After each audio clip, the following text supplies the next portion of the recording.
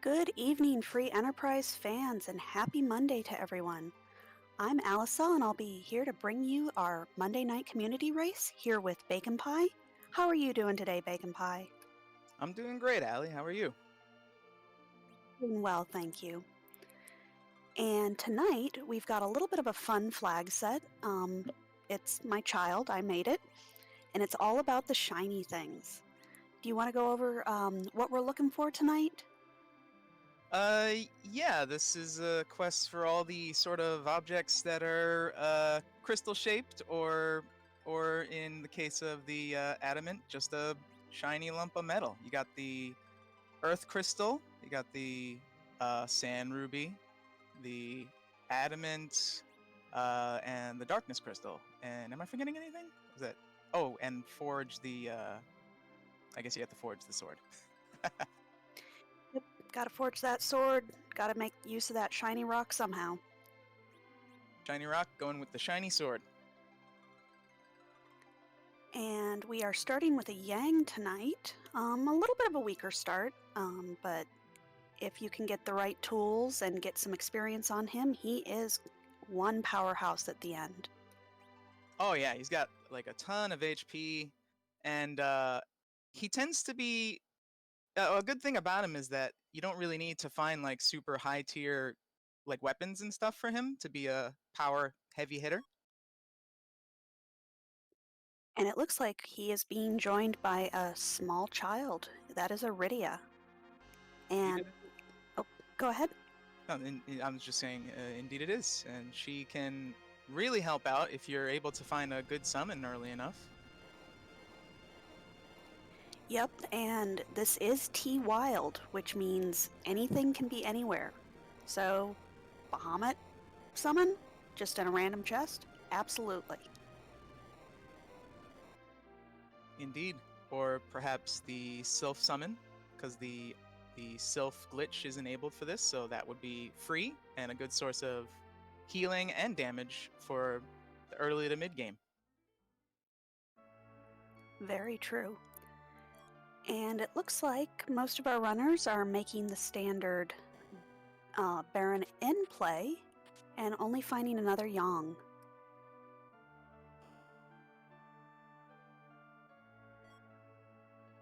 Yep, looks like they're pretty much all looting Baron right now. Is no dupes on or off for this particular flag set? That is a good question. I believe that no or that dupes are on. Okay, so if they wanted to, they could get a second Yang, although I would not recommend them taking that fight now with level 1 Rydia with no summons. And I did just confirm they can have duplicates. So if you want a 4 Yang, 5 Yang party, you can definitely do that. I'm all about that 5 Yang party. Quint life.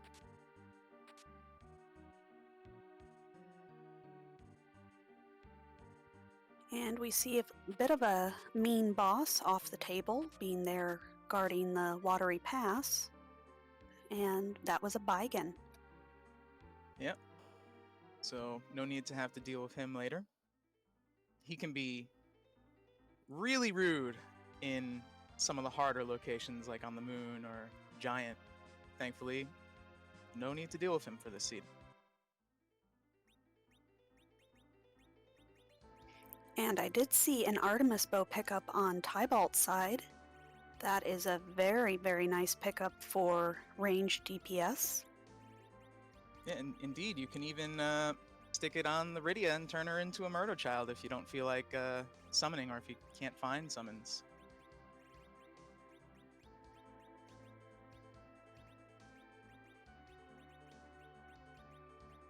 Very true. And it looks like that is exactly what KindaNerdyHousewife is going to do.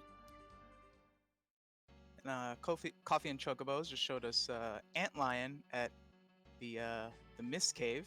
So that's another boss that could be kind of annoying in a ruder spot, especially if you have a melee-based team. So it's good that you don't have to deal with that.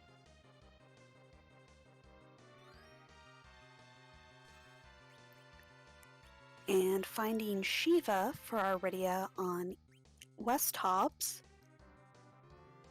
I love how the Shiva does not melt the ice. Yeah, that's one of those trolly ones. We've got a CPU at Hobbs and another Yang, it looks like. Oh, KNH is saying no to that. No, does not think that she needs to add another punch mage to her party quite yet. Yeah, it might be. She might be holding it off till she can just deal with the CPU a little faster. Because right now it might be a bit of a long fight, bit of a grind. Especially with no healer. You'd have to take out the attacker first and outdo the healing. Yeah, this is a bit of a slog fight no matter where you find it. Indeed. And I believe I saw a heroine robe on KindaNerdyHousewife's side. That'll go great with those that Artemis bow. Oh yeah, you can really start dishing out the damage with that. And the agility boost is also helpful.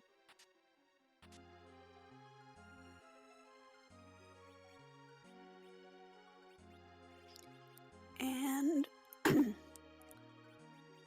I believe chat is saying that there was a possible Bahamut pickup on Tybalt's side. Oh, that's really good. I wonder where they found that. Right now they're going for that that bit of a slog fight with the CPU, but if they get through this, they'll get the and Lyria can survive the fight. She will probably have more than enough MP to start spamming that for the rest of the game, pretty much. And we've got another semi-rude boss in an easy location, so they'll quickly take down Odin. Oh, yep.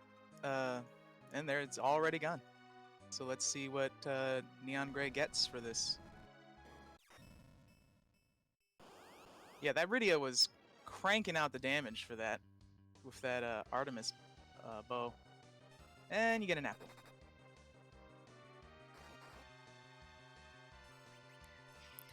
Yeah, not exactly what you're hoping for, but can be useful on that Rydia with hardly any health.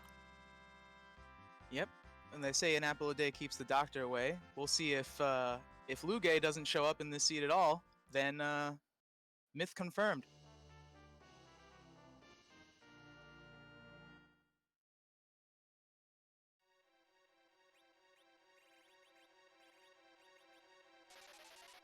And it looks like Tybalt might be in a little trouble here, yeah.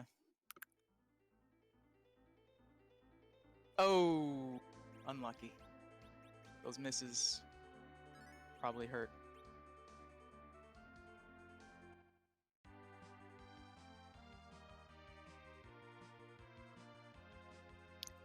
And is deciding to head on over to the antlion.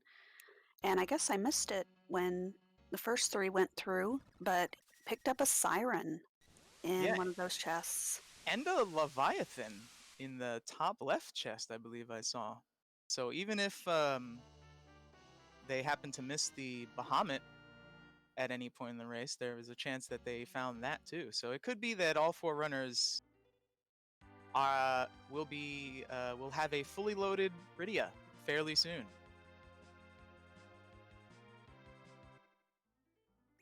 CoffeeAndChocobos now taking on the CPU. I believe he has better equipment with the... Oh yeah, that Artemis bow is doing a world of hurt. Yeah, that little girl is angry.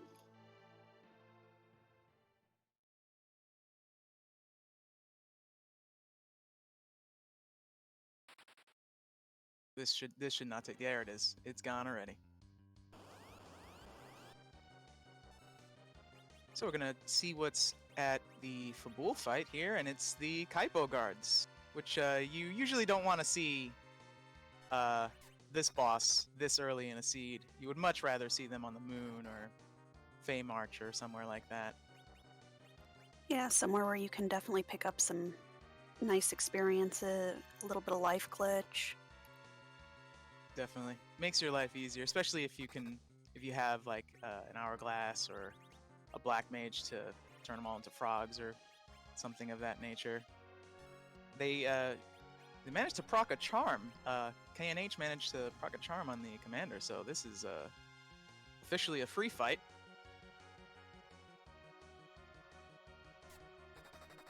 As the officer will just be smacking himself.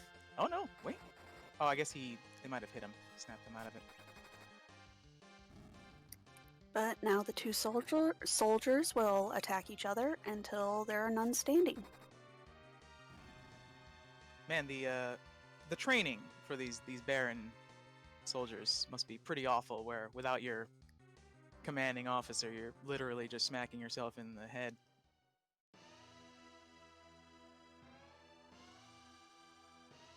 But KindaNerdyHousewife gets through that fight, and we'll see what the King of Football is holding today.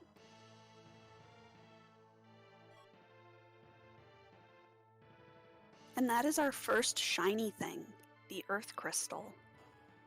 So, required Febul fight. And that, with this T Wild flag, you can hop on over to Troya and grab potentially a whole load of goodies.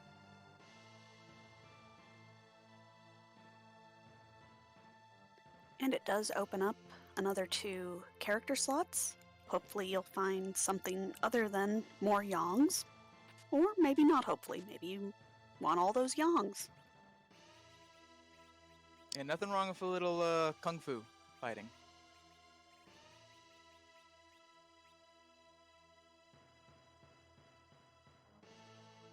KindaNerdyHousewife finding a power shirt in the back of the Fabul in the hidden treasure room.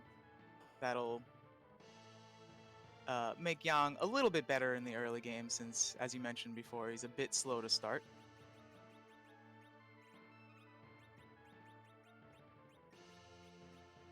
And just looking at this inventory, all the nice things that these runners have already found, they should have no problems finding the cash that they need to buy anything they want.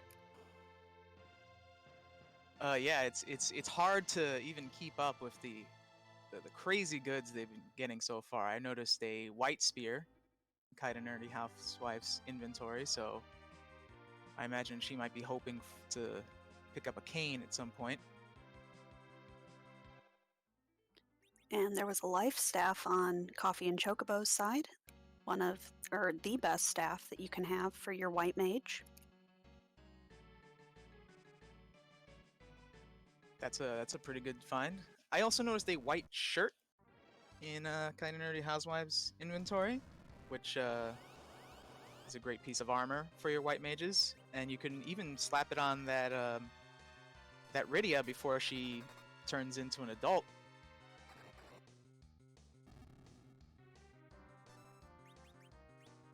Yep, technically she is a white mage for the first half.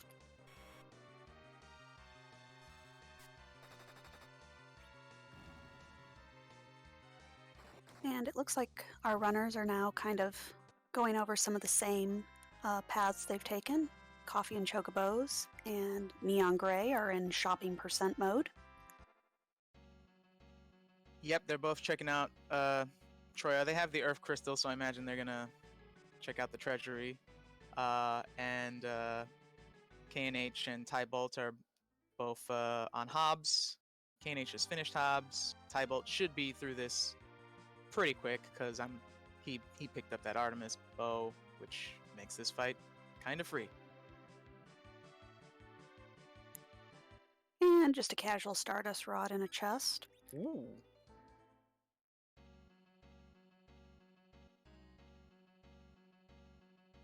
Up, Thunderclaw. CoffeeAndChocobos got the Thunderclaw. This seed is over. Wrap it up.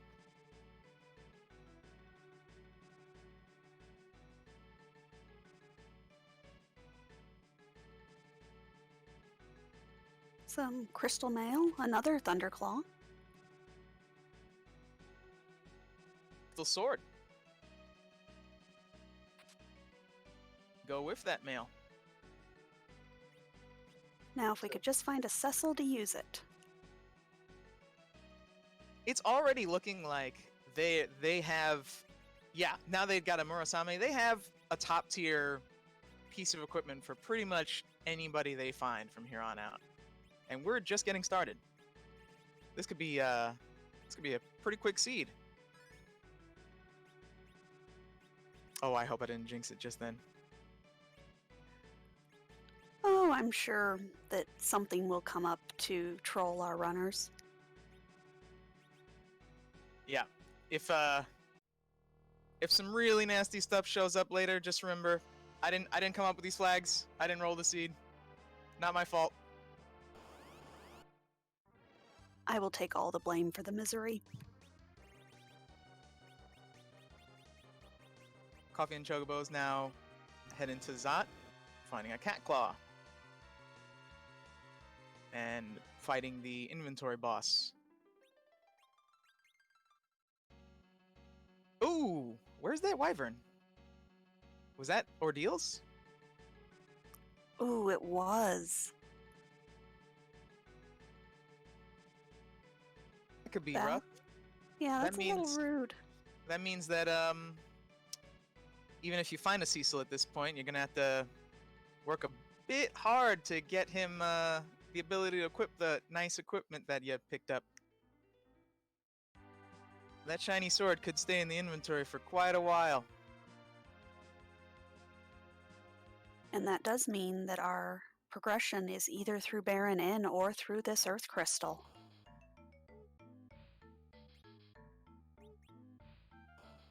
It looks like in a few seconds we'll be seeing who's at the Magus Sisters spot as Coffee and Chocobos is gearing up for that. Everybody else seems to be on a bit of a shopping spree.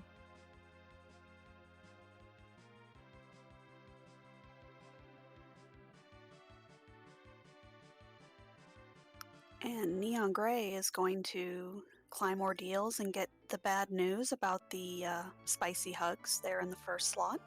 Oh yeah, the worst news.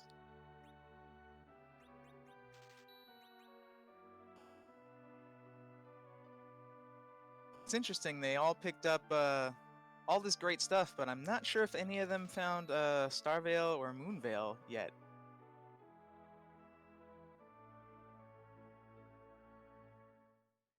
Now, Starvales are... Sorry, I just saw who's in that first slot, and that gives us more information.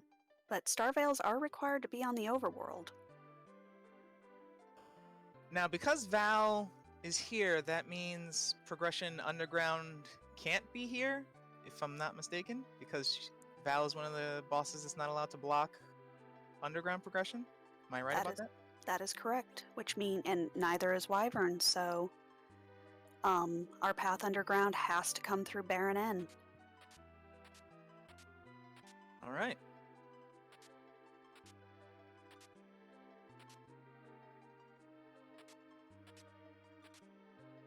Oh, Now looks like Oh, go ahead. looks like Neon Gray did have a Starvale in their inventory because they managed to get Wyvern to Mega Nuke itself there. So now we'll get to see who the second boss at Ordeals is. While Coffee and Chocobos is saying no to the Val here.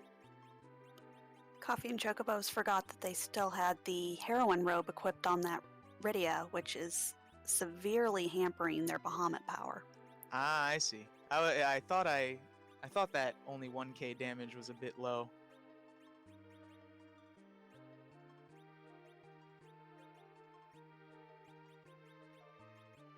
Over on Neon Gray's side, we have some French vanilla.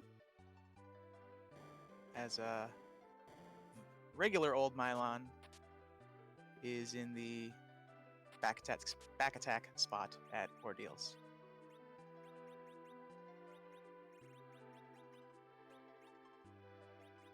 Meanwhile, KindaNerdyHousewife is checking that Troya Treasury, and Tybalt is catching up to CoffeeAndChocobos in Zot. Yep, and Neon Gray taking out all those ghasts with Mylon. Just has him to deal with, and is going to go ahead and switch back to arrows to take on Mylon. Seems like a pretty good plan. Ooh, that lit one was not weak. Oh, but there's the Oh My Body, so nothing to worry about in the end.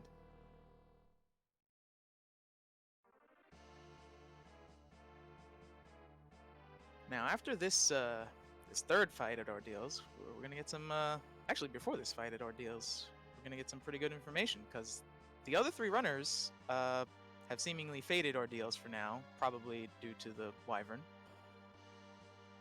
This can't be underground, but could be something else that's good. Could be another shiny thing.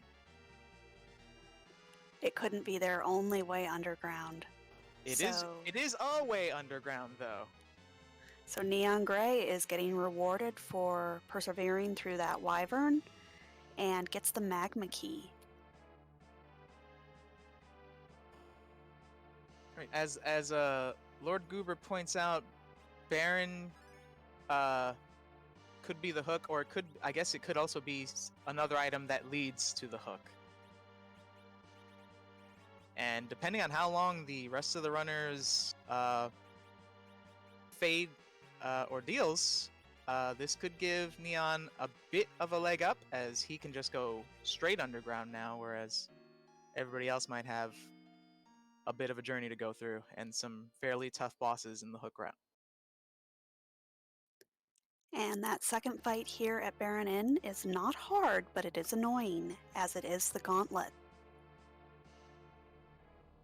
Indeed, and it's and the alt gauntlet flag. Oh no, the alt gauntlet flag is on, so we're getting bosses from the oh, what's that called? The Baron Sewers to deal with here. Meanwhile, KNH and Tybalt are both doing their Valvalis fight.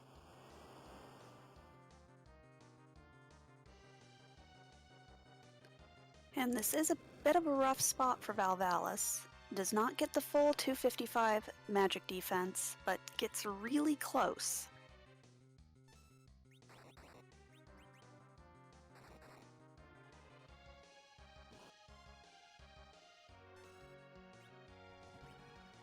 Indeed, but I think a couple of Leviathans or Bahamut's thrown her way should be able to handle it.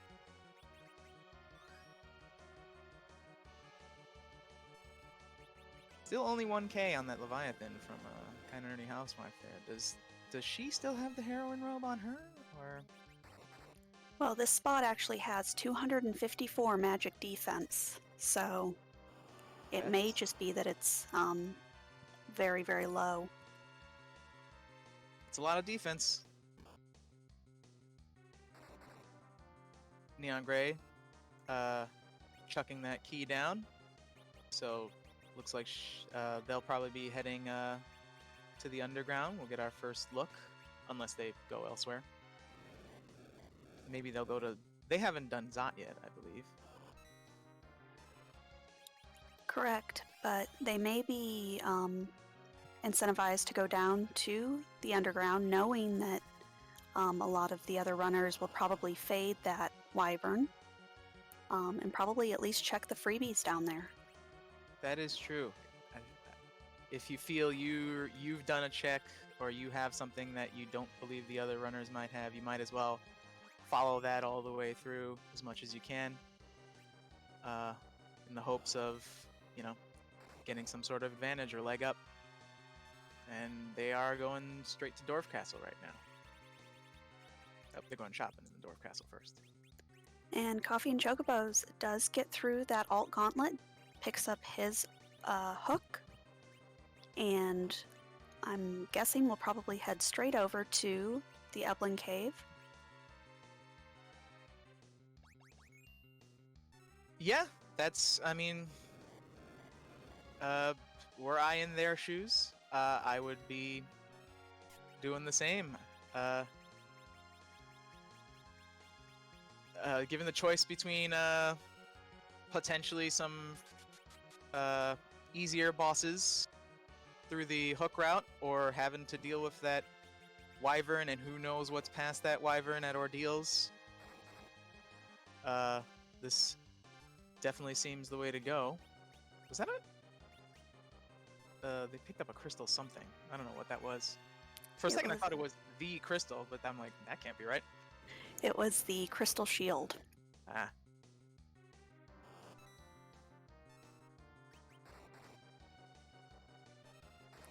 And Neon is diving down into the Fame Arch.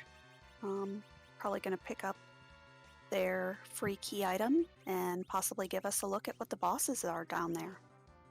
And at the same time, Tybalt is giving this wyvern another try. See if they can get that Star Veil off. Looks like they found a couple of Star Veils, and oh, unfortunate.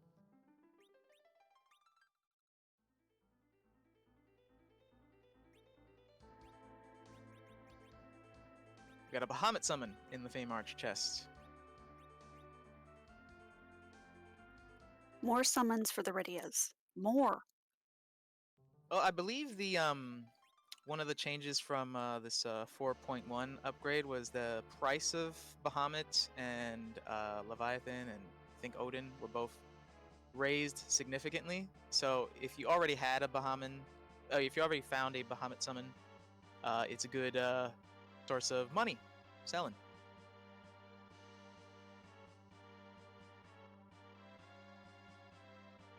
CoffeeAndChocobos is about to show us it is a Cecil in the hook route as the hook character. And Tybalt got a Star Veil off, which means that he will be getting through this wyvern fight. Now, CoffeeAndChocobos has a choice, because that is still a Dark Knight Cecil. So do you take the time to make him into a paladin, potentially having to face that wyvern again? Yeah, that's it looks like they are choosing to go try to get that Cecil turned into a paladin, because he is warping out. It's a good call. I believe he already went to Troya and got that crystal sword, so you know that hugely incentivizes converting their Dark Knight Cecil into a paladin Cecil.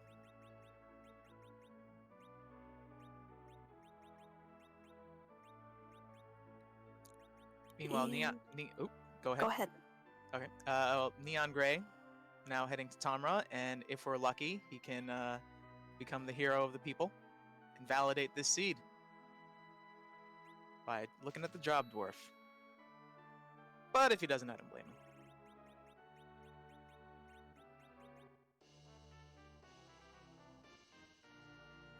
And it looks like we picked up an Ashura Ashura summon somewhere on K&H's side.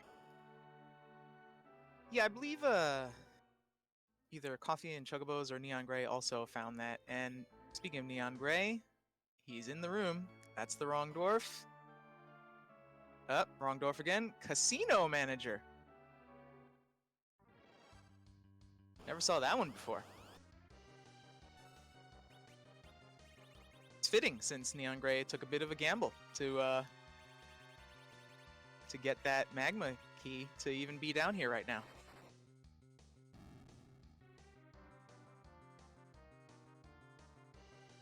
And Tybalt is going to be getting his magma key here. Well, should already have it.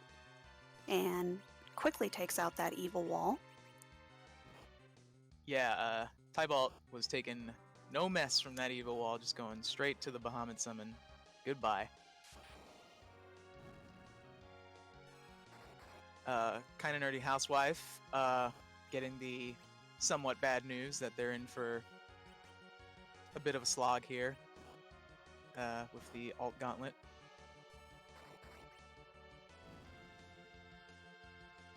And Neon Gray giving us a little mini grind on their Yang and Rydia. And looks like he's going to go ahead and talk to the other Yang down in the Sylph Cave. So many Yangs.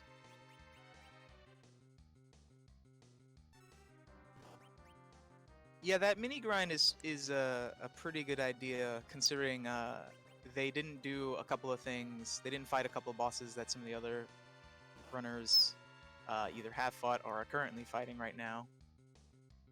And there's typically a pretty large, significant jump between the difficulty of the bosses between the overworld and the underground.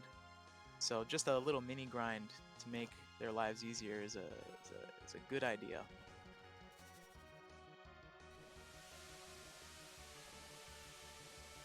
And it looks like Neon Gray is going to go ahead and maybe check that Sheila won immediately. Yep, that's what it's looking like now. I always say, check your freebies. Of course, when I check my freebies, it's nothing useful. Drain Spear.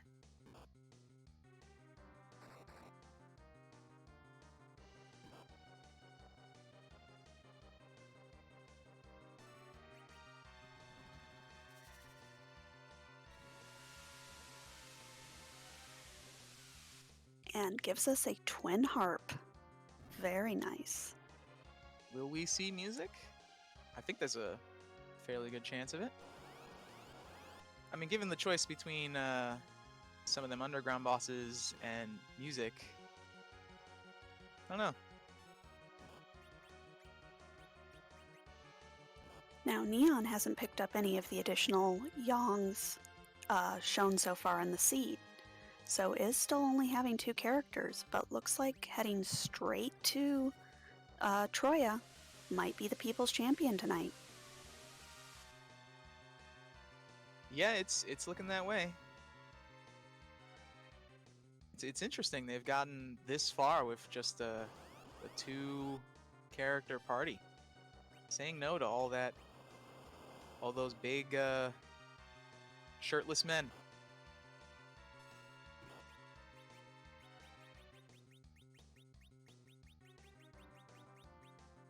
But Neon is quite an old hat at this game. I believe, is Nitskai's 2v2 partner. And has been playing this for quite a long time, so still very comfortable.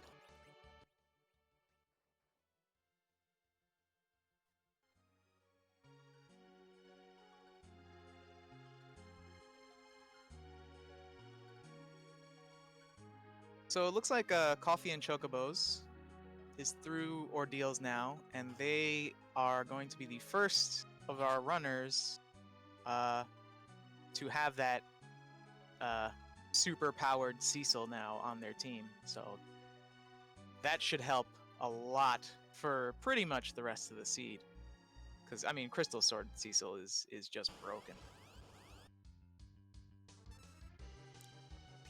Yep, and very happy with their find of the Magma Key, knowing they don't have to worry about the hook route. But we're going to be quiet as Neon Gray gives us our first listen to music. Yep, we'll be right back after this song.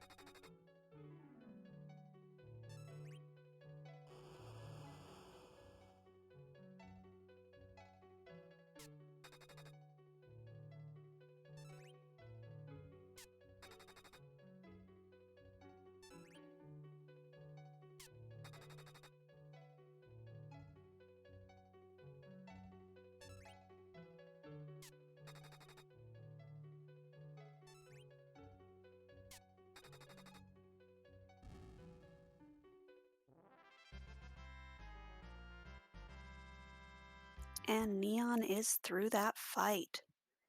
GG's to them. That was very nicely done and a great dodge from that Rydia. Yeah, that was a bit of a nail biter at some points, but they pulled it through. Meanwhile, Tybalt found a Foo Those are helpful. and a Porum, who is also helpful since they didn't have a white mage before, and now they have 2. 2.5. Rydia, you know, doesn't really count.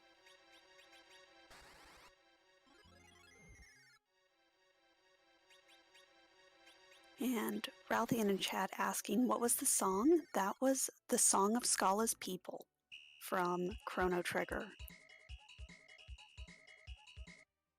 Indeed. One of my favorite game soundtracks, the Chrono Trigger soundtrack.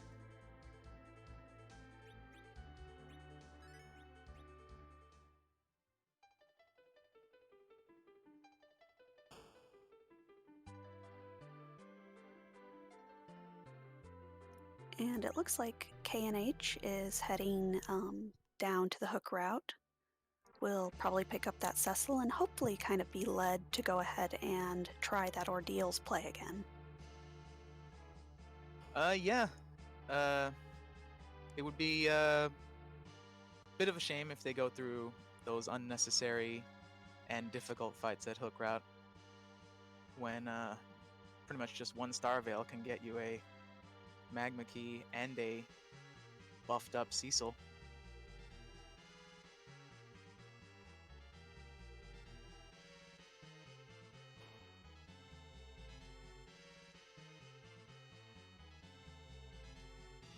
And CoffeeAndChocobos is still working through this Valvolus fight, while Tybalt is taking on the second spot with Pale Dim.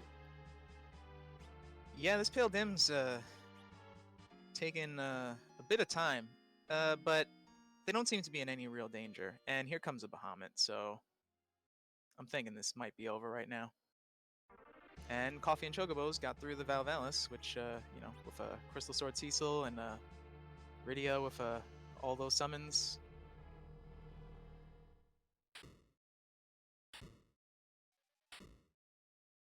So over on Tybalt, we will see what the what item we get for this Zot check is.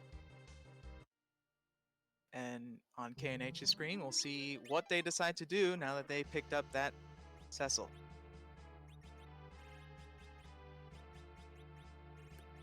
And CoffeeAndChocobos did give us a little bit of information on who the second boss in Dwarf Castle is, as it is a Dark Knight Cecil. Ooh, Pain Man.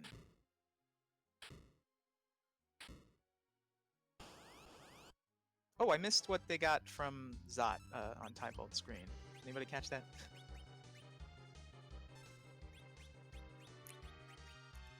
Sand Ruby. That's definitely required.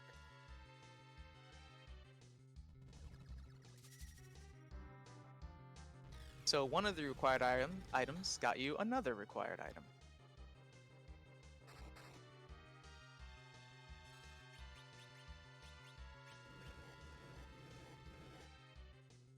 And it's looking like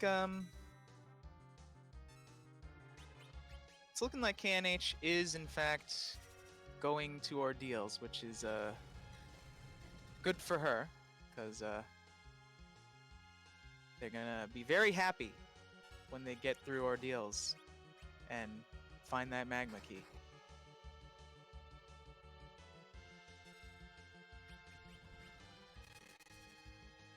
And Neon plugging away here on this Valvalis. I think got a few Bahamut's off, but did run out of mana. But with that Leviathan, was able to take down the boss. Yep, and soon they will finally be adding a new member to their party. It's very impressive they made it this far with just those two. Is a true testament to their skills at running this game.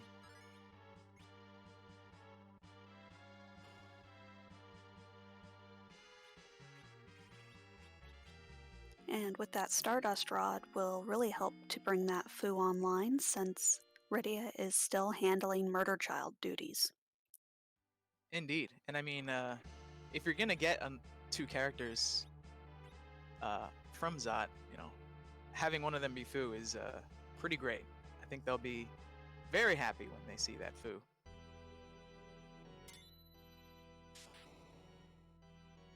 Tybalt is now doing their Baron fight, that alt gauntlet.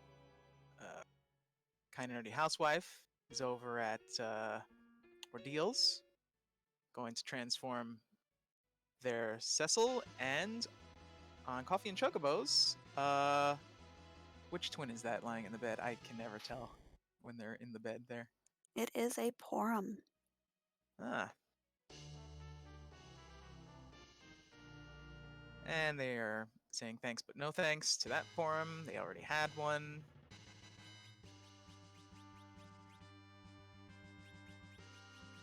But that is another objective finished for CoffeeAndChocobos.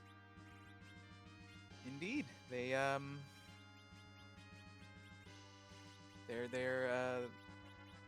getting close.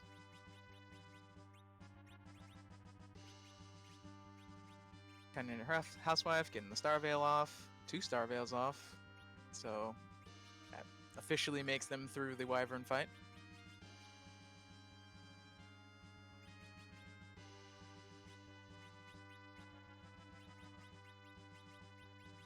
And manages to keep 3 of her characters alive, so that's a little bit more XP on 2 of their Yongs.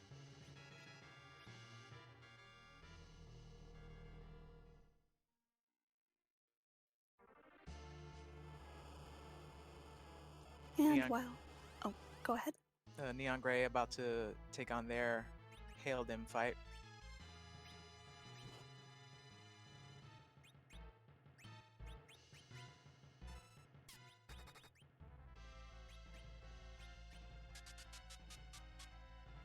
And CoffeeAndChocobos giving us our first dip into Dwarf Castle, and we see a water hag there in the first spot.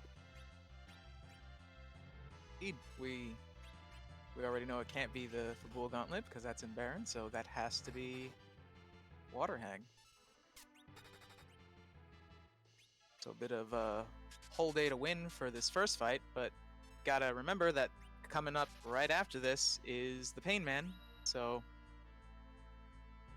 better, hopefully they're prepared for that.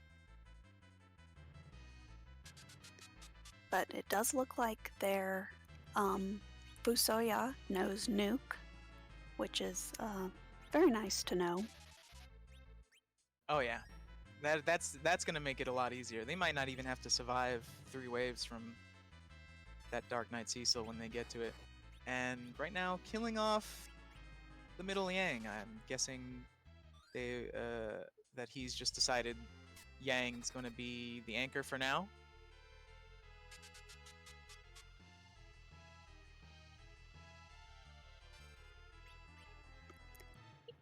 the rescue flag, I believe it is on, so they could potentially pick up a low-level Porum, but nice to just kind of have an anchor here in the mid-game. Yep, indeed. Though there should be plenty of low agility characters to pick up later if they need it, but as long as they're keeping that Yang hugging the floor, they won't even need to head over to Mythidia to pick up a different anchor at this point. And with these 4 characters, should be more than enough to get through the majority of seed, if not the whole seed. Especially with a runner as good as CoffeeAndChocobos. And CoffeeAndChocobos, not wanting to hear about justice today, just goes ahead and sends a nuke to Painman's face. Yeah, no justice, only nukes.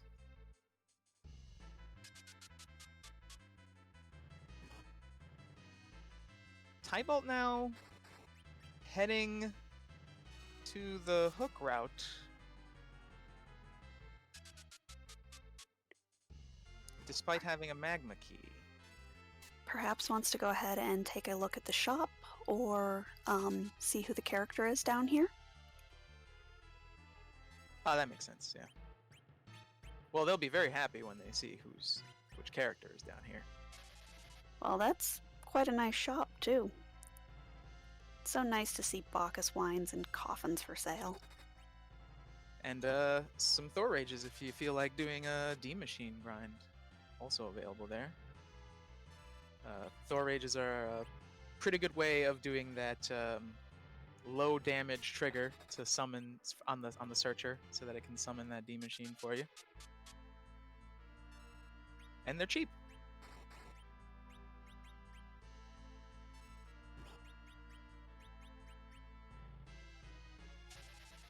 But is going to go ahead and peek the character down here.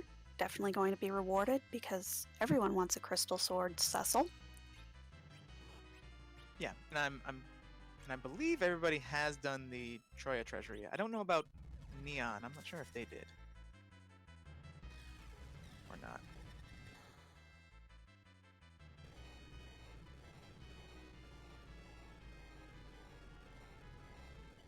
CoffeeAndChocobos finding the trap chest in the Fame Arch.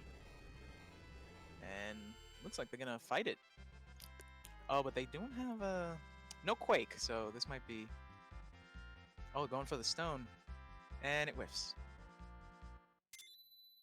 One of the few black magic spells that food does not have is Quake. Oh, yes, that's right. One more boss and should have all spells on their foo.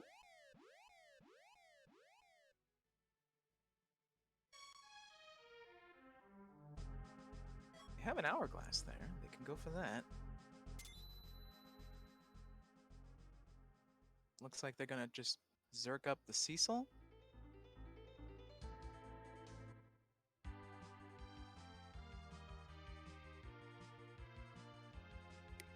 Yep, looks like they're in a pretty good spot.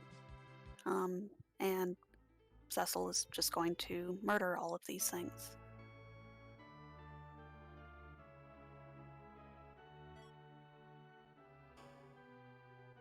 And it does look like KindaNerdyHousewife might be heading to, well, I don't remember. Has she completed Zot yet?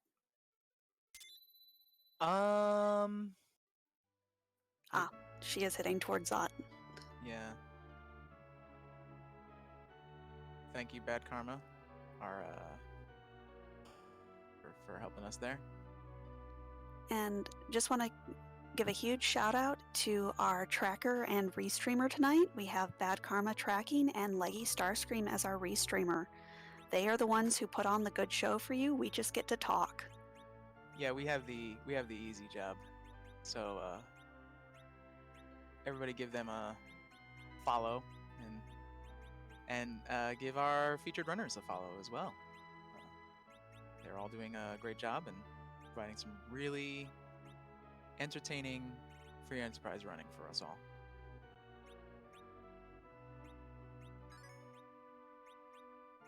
Tybalt also being a hero of the people, confirming that that dwarf is in fact a casino manager.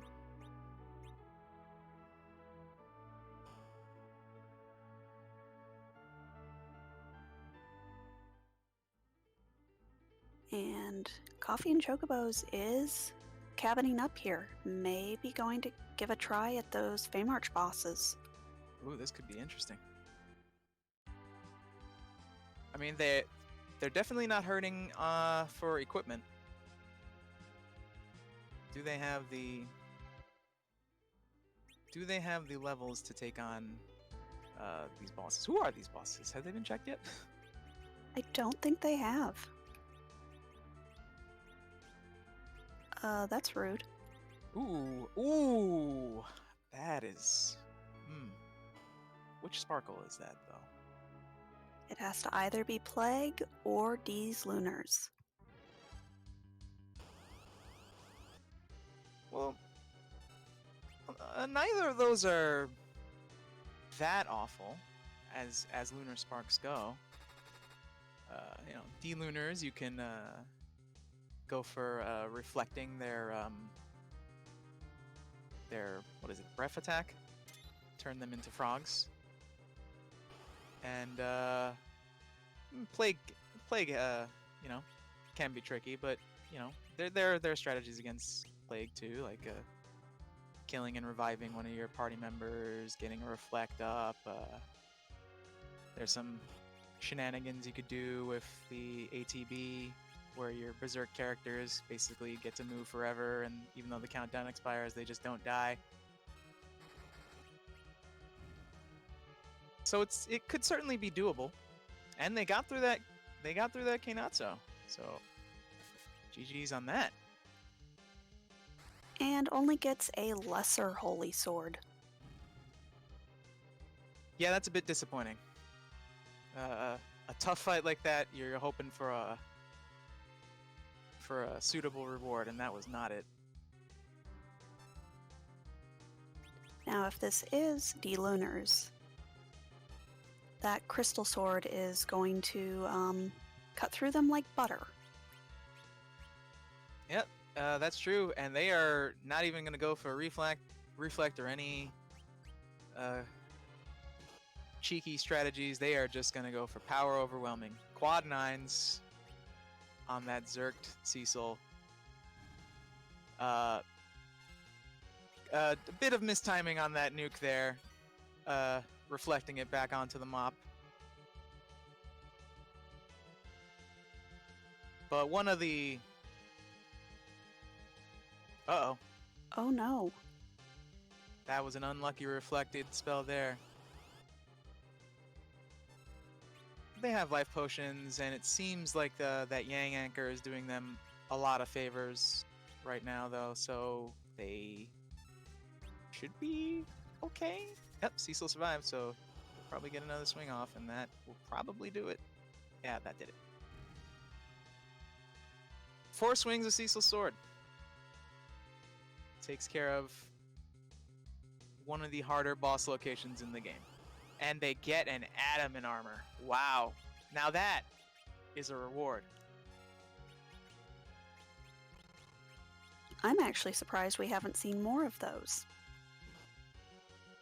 Indeed, with the T-Wild flag and the no adamant flag being off for this seed, those things could pop up anywhere. It's as they say, every chest you don't open is an adamant armor. Indeed.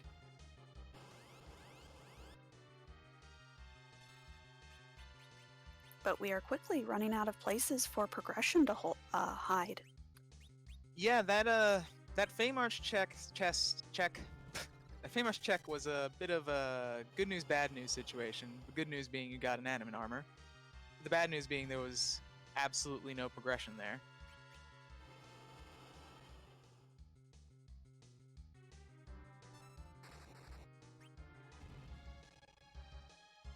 And Neon Gray looks like they're about through the gauntlet fight here. And Tybalt picking up their Twin Harp, so we might be getting an encore of that lovely music in a few minutes.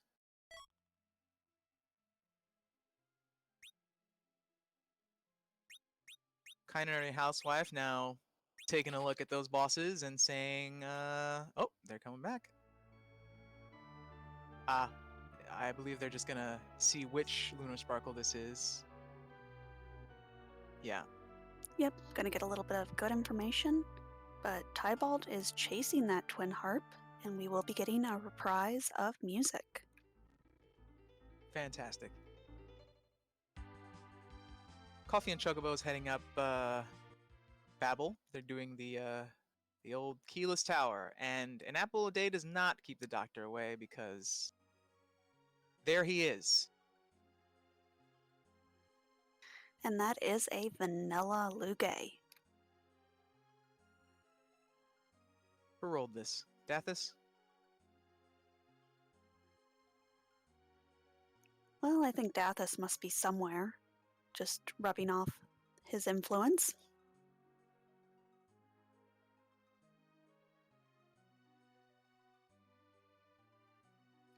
But a Bacchus Wine Crystal Sword Cecil is going to just destroy everything. Yep. And of all the bosses that could be at top of tower, Vanilla is probably one of the least rude ones, because it's a spot that does have a lot of HP and can hit fairly hard. But when you divide that HP by 3, then oh wow, that was fast. 3-shotting the first form.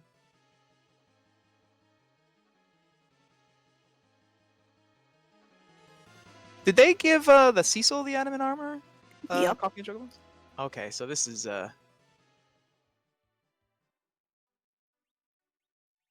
gonna be quick. Unfortunately, was not able to get the Bacchus Wine off before the poison came out, so is going to heal up. That is always a little annoying. There's that oh, that was a bit of a nasty laser there.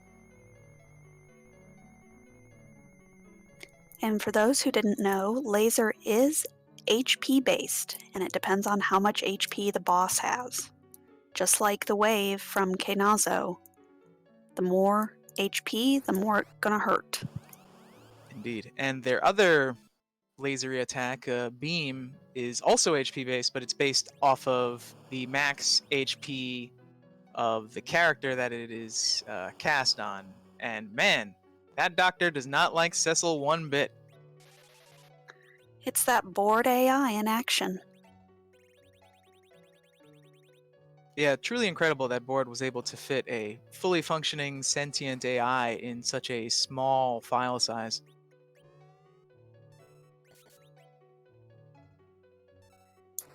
And Tybalt is taking on Ogopogo over here in the crystal chamber, while KindaNerdyHousewife is taking on the Dwarf Castle. Right. They're about to run into that Dark Knight, Cecil. They don't have a source of healing, but their Cecil could maybe kill it before it does too much damage.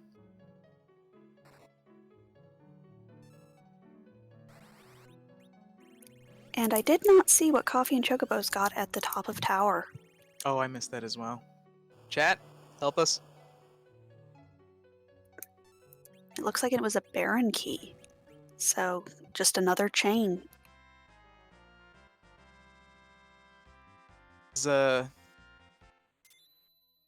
This could be a rabbit hole, but then again, that is character and 2 key items.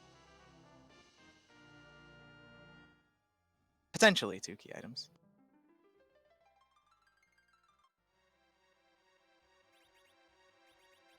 And we still have not seen Demist yet, so could be hiding here in Baron Castle. Yeah, that is true. The no free key item flag is on. They are. Oh, I see. They're refilling their MP. Or, of course, D-Mist could be at the top of Giant, holding the Adamant or Legend Sword. But I won't be that mean today.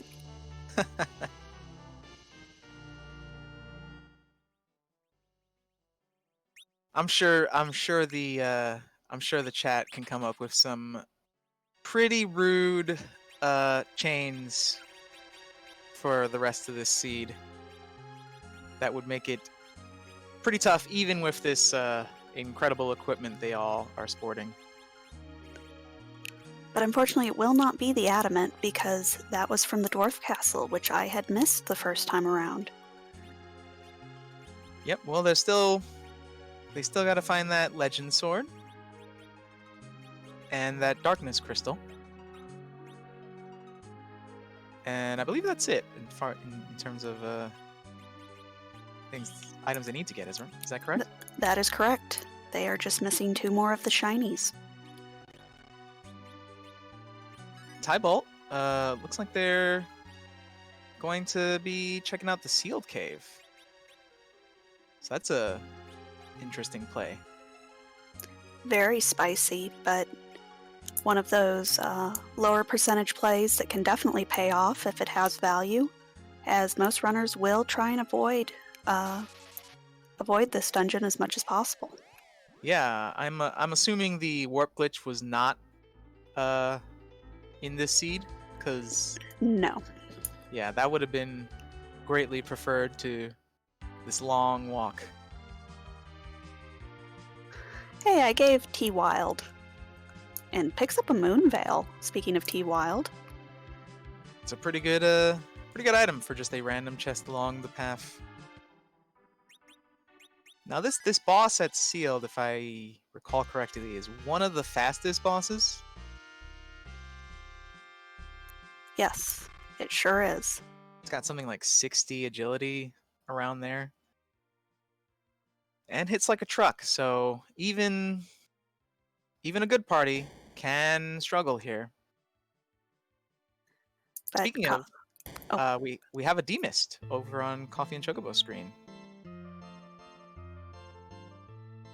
So they won't be hiding at a CPU spot behind, Darkness Crystal, behind Tower Key, behind Pan, behind Rat Tail. No ridiculously long chain. And thank you to Jenica Strife for that raid. Welcome in those who have come in on the raid. Yeah, we appreciate that raid. For the 19 of you tuning in, the seed, the goal of the seed is to collect all the shiny things. You need to get the Darkness Crystal, the Earth Crystal, the Sand Ruby, and you need to forge the Excalibur, which means you need the Adamant and the Legend Sword, and that will get you the regular Crystal, so that you can go take on Zeromus.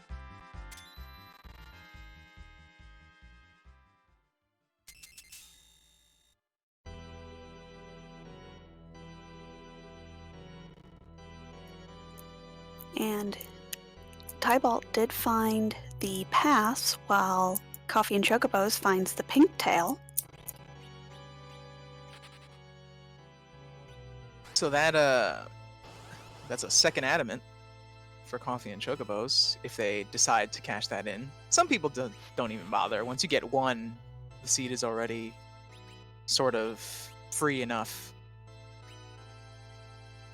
Well, and he may want to wait until he gets the rat tail. That way, you're only having to go ahead and fly the hovercraft over once.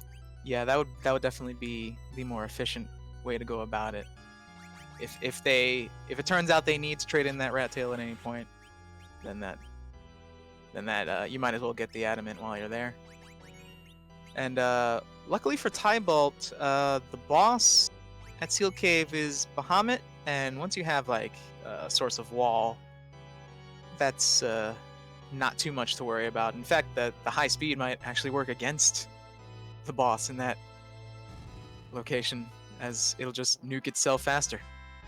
That is correct. It has more time to get nukes going and mega nuking itself, that it goes down quite a bit faster. It looks like Tybalt's going to do the dwarf castle now, and we're gonna find out what the key item for the Baron key is in just a moment over on Coffee and Chocobo screen.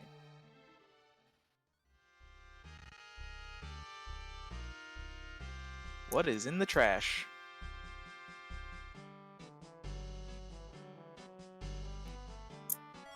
And hopefully Coffee and Chocobos does remember that he fought that Demist and goes and picks up his item from Rydia's mom.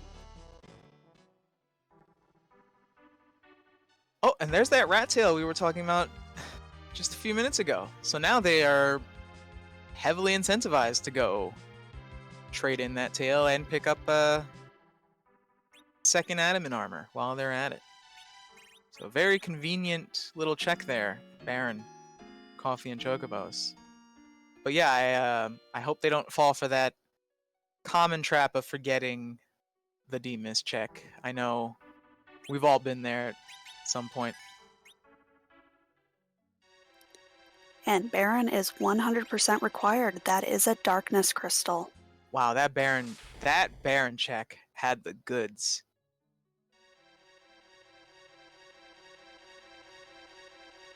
And thank you to Dusty Griff with their raid of 15. We greatly appreciate it, and welcome to the Monday Night Community Race. Yeah, indeed, welcome. We are I would say maybe midway-ish through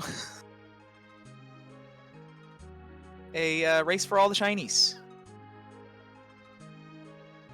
And Coffee and Chocobos did not forget D-Mist. They're gonna pick up a life staff.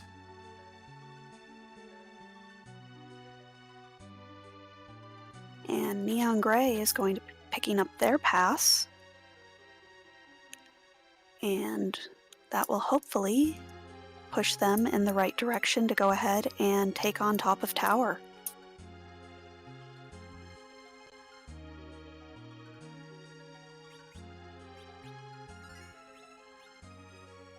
Indeed, that top of tower is where the Baron key was, correct? Yes. Yeah, so that's it's a bit of a sneaky place for it to be hiding, because usually you don't want to do keyless tower because it's inefficient. You don't want to double dip Babel if you don't have to, but it's looking like unless the tower key is, somewhere else that we just haven't gotten to yet, that is the play. I believe that tower key will actually be the last check, so there is nowhere on Earth that it can be hiding. Oh, yeah, that's true. But Coffee and Chocobos, not wanting to leave any free checks here on Earth, is going to go ahead and check Sheila 1.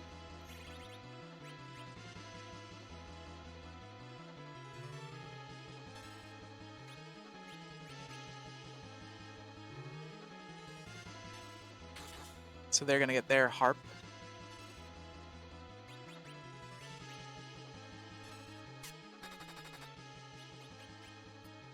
And now we'll see if he decides to stay on Earth and check that twin harp, or goes ahead and raises the big whale.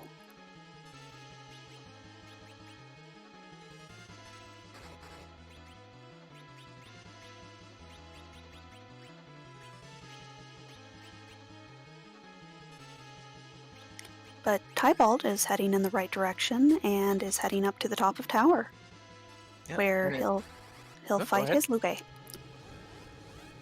Yeah, and it looks like Coffee and Chocobos has chosen the moon, which it makes sense. The harp gets you 1 key item check, whereas the moon would get you several.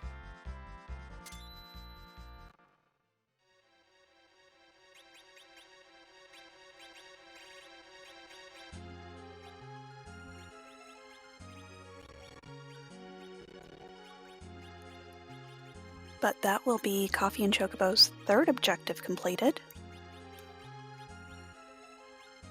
Which just leaves forging the sword, if I'm not mistaken. Yep. All he is looking for is that legend sword. Looks like they might be heading to pick up a permanent anchor. They certainly don't have a shortage of canes.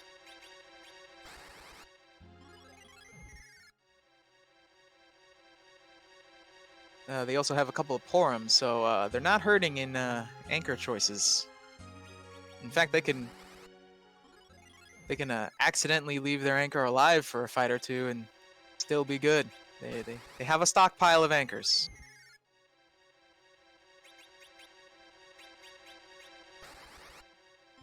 But Coffee and Chocobos is going to be our first of the Restream runners to head to the moon. Yeah, this makes a lot of sense. At this point, they're only looking for 1 key item, so you're incentivized to make the checks that are the most key item dense. And right now, that is the moon. Does look like he's going to check Bahamut Cave. We'll see if there's value hiding there today.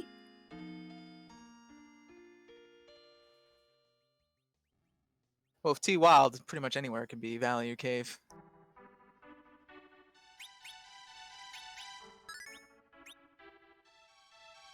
Looks like Coffee and Chocobos gave their second adamant armor to Fu, so he's gonna be cranking out some big boy damage with those nukes and other spells for the rest of the seed.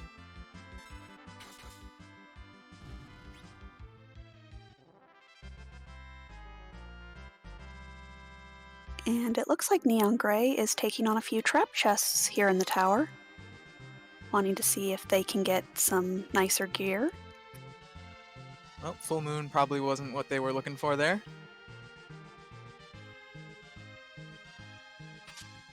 And KindaNerdyHousewife has made it through the first boss in Zot and will be picking up her, Fu, and possibly Porum.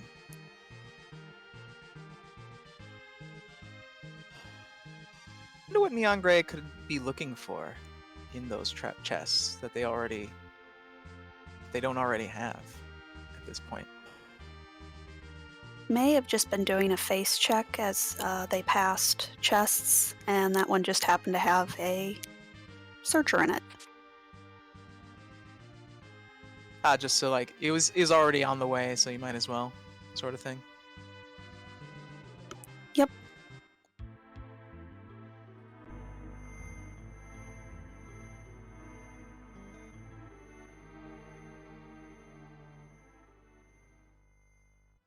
Meanwhile, Coffee and Chocobos is taking on Plague in the this is the Bahamut spot, right? Yes.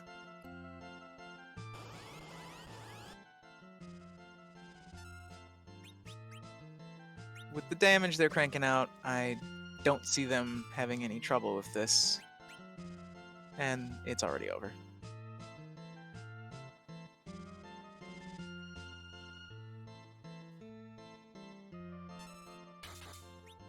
So, new piece of info. What do we get from Bahamut? A package.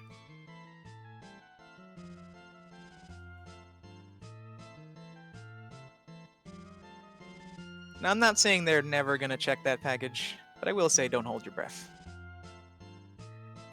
Now, with a Fusoya already, and a Crystal Sword, Adamant Armor Cecil, and Demist off the table, I would highly doubt we see that package check.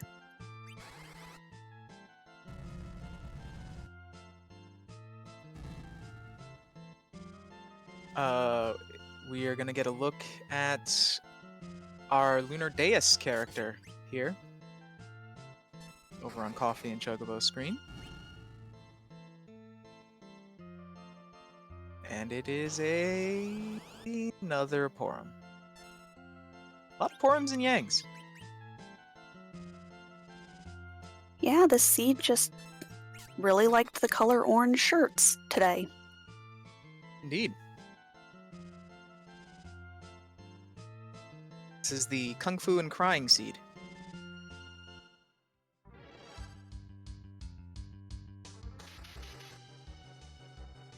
And Tybalt and neongrey are on the right track to get the darkness crystal, while KindaNerdyHousewife is going to turn in that sand ruby. Tybalt swinging for quad 9s against that Mylon Z. Poor guy never stood a chance.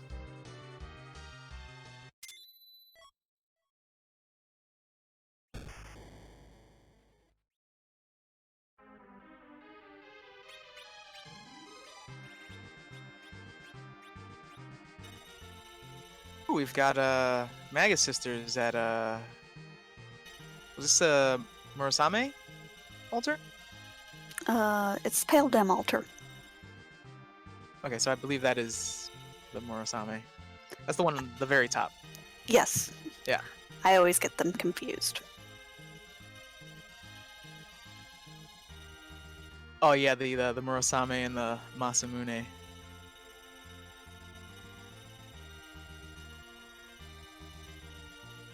But Coffee and Chocobos very quickly cutting down these sisters. Yeah, they are not putting up much of a fight here. I don't think Cindy's gonna get a chance to revive her sisters. Nope.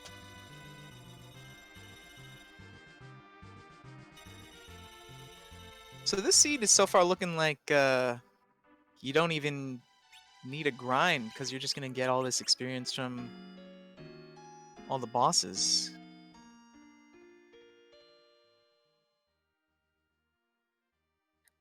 Well, and at this point, Coffee and Chocobos has well over 10 key items, so when you do go to the Plague altar, not Plague, the D-Lunar's altar, very, very nice bit of experience there. Yeah, that's gonna be 200k, I think. Yep, and there are still some free bosses in the pool, so if it is something that can be life glitched, could be even as much as 300. Yeah, we've seen the Kaipo guards and Dark Knight Cecil and King Queen Eblin already as far as free bosses go, but that leaves the Baron guards I believe we haven't seen yet. The Dark Imps.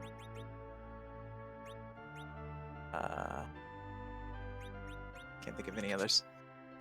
But they're definitely out there. And we also still have not seen Golbez, so maybe something on our runners' minds.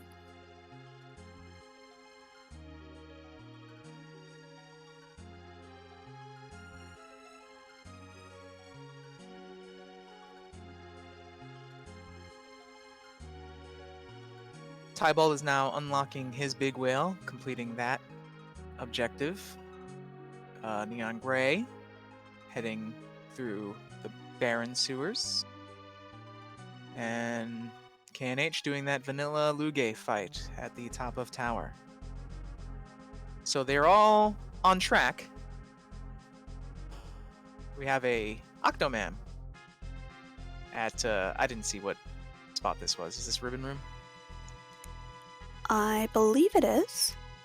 And we also have a first place finisher with Jeebus with a time of 1 hour, 18 minutes, and 44 seconds. GG's to him. GG's to Jeebus.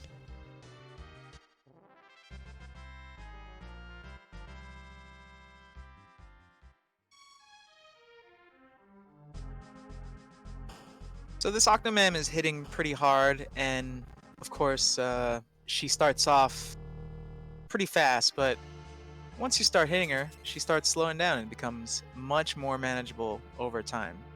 You can even throw a silk web or a slow spell on the Octomam, and every time it loses a tentacle, it kind of like recasts that slowness, and it compounds to make them to basically reach this point where they get to almost no turns at all.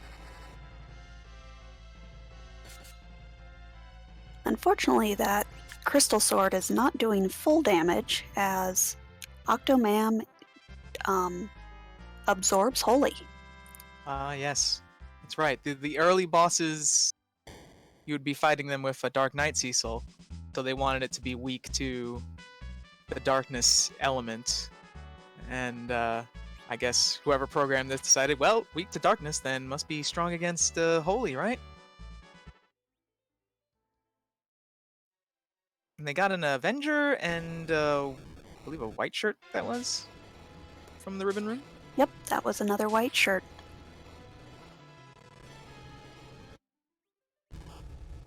The Avenger might come in handy for the Z fight. You can slap it on the Z. I mean, you can slap it on the Cecil after transforming Z, and not have to worry about black holes or anything of that nature. Yep. And a crystal sword Cecil and a white mage of some sort can take on Zeromus by themselves. Indeed, a few weeks back we had a Seed of the Week with just Fu and Cecil.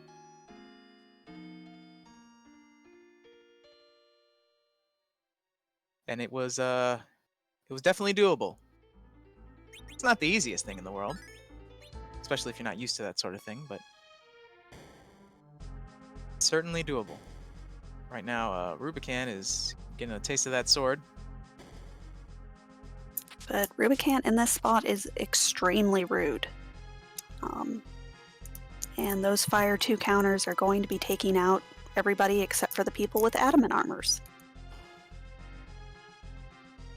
Yeah, it seems for the most part, CoffeeAndChocobos is largely forsaking the other 3 members of the party. You know, if they help, that's great, but at this point, he doesn't really need them. And he recognizes that, and it's just...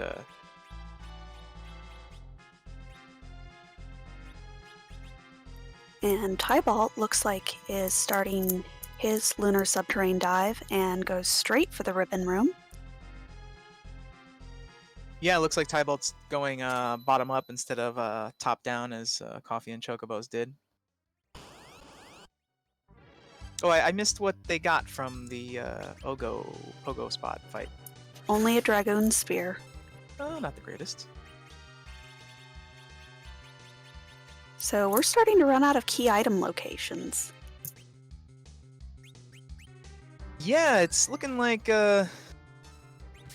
unless these last couple of checks are both key items, the rest of the key items might be locked up in some sort of long chain. Oh, we got a free fight here. Dark Imps at the what is this, the Plague Spot? Yes, it sure is. There are so many ways to handle this Dark Imp fight when the no free bosses flag is not enabled. You can use an hourglass, you can use coffins as CoffeeAndChocobos is doing, you can turn them into frogs, you can turn them into whatever they turn into when you cast eyes on them. Blink. But does get a tower key from that check. But looks like going to check the Wyvern spot as well. That way they don't have to come back to the moon except for their dive. Yeah, they are full clearing that moon, and it makes sense. You don't want to have to come back here if it could be avoided. Although they did not do Teal Cave, I believe, had the pass, so they might have to come back to the moon at some point. Yep, it was music to Luca key to pass, so likely will not see them do that chain if what they're looking for is here behind the Dark Elf. Right, they're definitely hoping to get that legend stored here so they don't have to bother with any chains. I mean, this could be, at this point, what's left? This could be spoon, pan, or legend sword.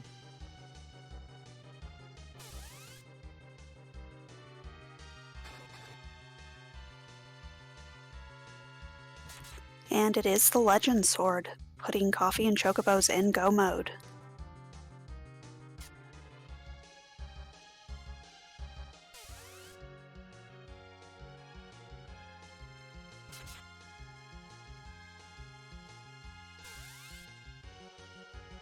And it looks like Neon Gray is taking on the Odin spot in the Baron basement, and we'll get their pink tail. While KindaNerdyHousewife just finishing up Baron, we'll see if she decides to go down to Baron basement or if she goes ahead and checks that rat tail.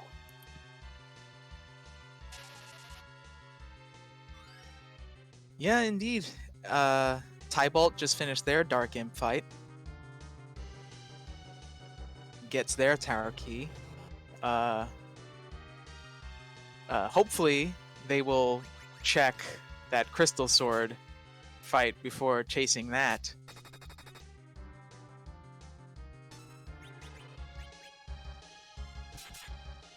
Coffee and Chocobos now going ahead and trading in that adamant, and they will receive their crystal.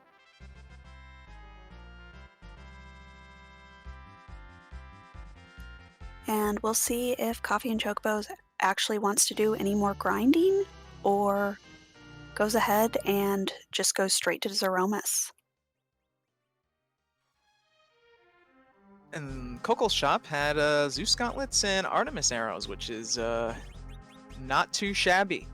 I give that like a 7.5 out of 10 as far as Coco's shops go.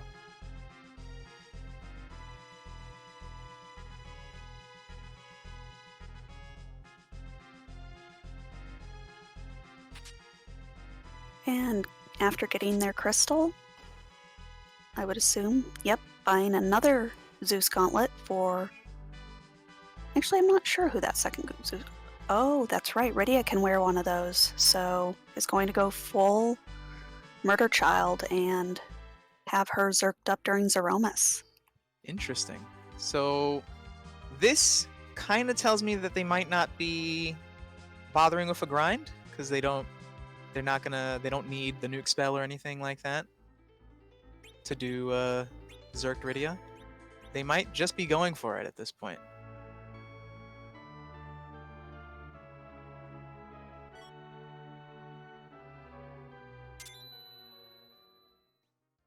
This seems like a pretty good party for sort of hybrid strats.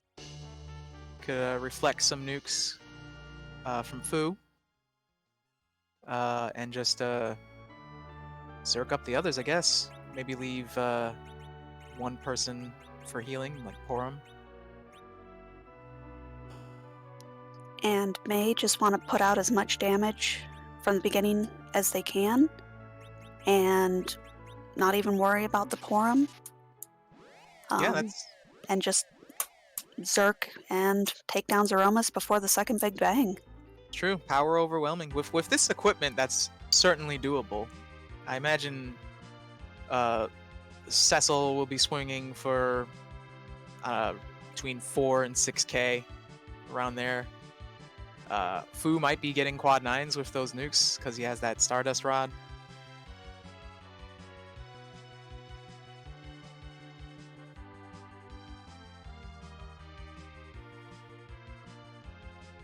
Neon Gray is about to get his second adamant and the I believe the Darkness Crystal was the rat tail trade-in? Yes, they will be getting their Darkness Crystal and second adamant armor. And KindaNerdyHousewife is finishing up their D-Mist fight, so they'll likely be doing the same in just a few minutes. Tybalt exited out of Lunar Subterranean and is now heading back. So maybe they're going to the Murasame altar now? Or not? I don't know that the runners all picked up cabins, so maybe heading out to save and save and use the lunar whale as a cabin, or may have just realized, oh, hey, I forgot the crystal sword altar. Yeah, that makes sense. It's very fortunate that they remembered that crystal sword altar, if indeed they forgot it temporarily, because that would have been a bit of a disaster for them. But as CoffeeAndChocobos makes his way down to the down to Zeromus, we have a question we like to ask. And as this is your first night doing commentary, would you like to ask the question? Sure. Well, Free Enterprise likes to randomize things, boss locations and stuff like that, but we do not randomize the location of the final boss, Zeromus. We do randomize one thing about Zeromus, though, and that is his sprite. So the question we have to ask now is, whose butt are we going to kick tonight? And we have more than 450 different butts to kick from. It's a lot of butts. Any guesses in the chat? Any guesses from you, Allie? I always vote for Clippymus.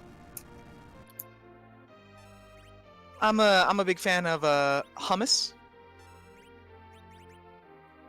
And as Leggy, our wonderful restreamer, points out, this is shoutouts to Scala Kitty, who put in almost all of these butts. Indeed. She really puts some work in on this artwork. Some of the ones I've seen are just incredible. Some of the newer ones, I've seen pictures on the Discord. It's great stuff. And today we have a little itty bitty butt. Tatangamus. If I'm not mistaken, that's the boss of Super Mario Land on the Game Boy.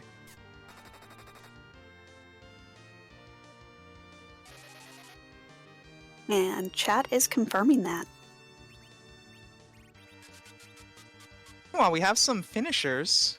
We have Antidale in second place with 131.55, and a Stone Dingley in third place with a 132.31. So GG's to them.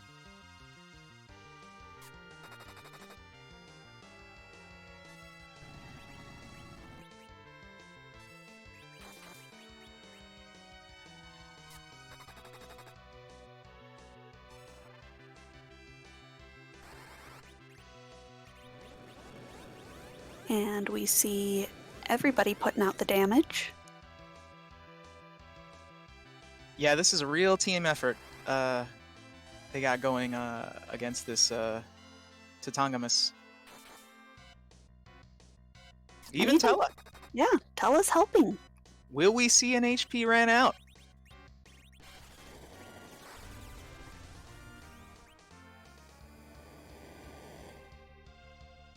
All right, Tella's probably going to be taking a nap here.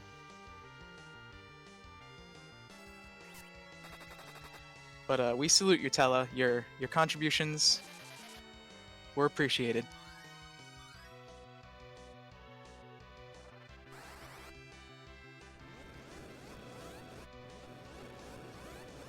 And go ahead. You go ahead. No, you. I lost my thought. Well, Tybalt is turning in his adamant, so I believe that's gonna get him his crystal. Neongrey is still in the Lunar Subterranean, has not done the crystal sword fight yet, which will get them what they need.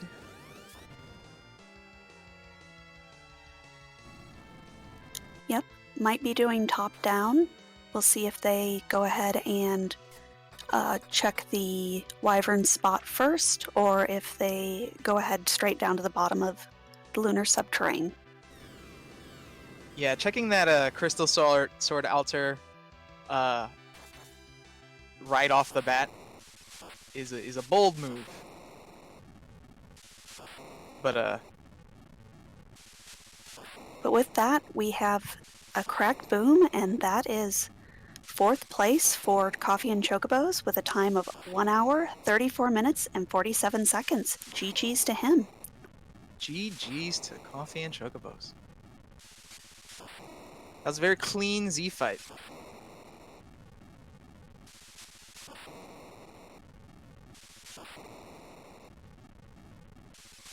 Textbook example of hybrid strats.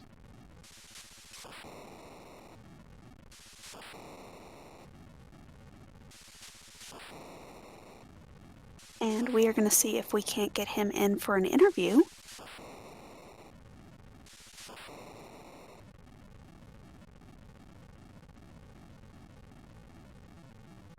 Tybalt actually went straight to Crystal Sword Altar, by the way, while we were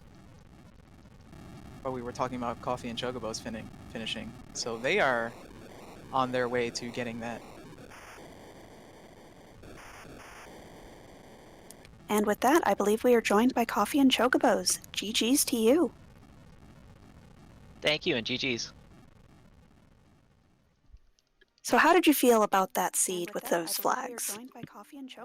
Well, with T-Wild and the number of objectives, I knew I'd be going a lot of places and doing quite a few loot checks to try and get the almighty adamant armor. As you can tell, it didn't pan out very early, although I did get that, the Artemis bow, the heron robe, the crystal ring that was the start item. But only Yang's thrown my way, and a baby Rydia to start off. So I tried that early trip up Zot. Go up Zot early, they said. It'll be fine, they said. Wham, Valvalis. Yeah, there were a couple of points in that early game where you ran into a couple of tough bosses in some early spots, like that wyvern at Ordeals, for example, is another. Yeah, I had not found any veils in my shopping thus far, and I was already up there and kind of half tilted by that point, having backed out of Zot.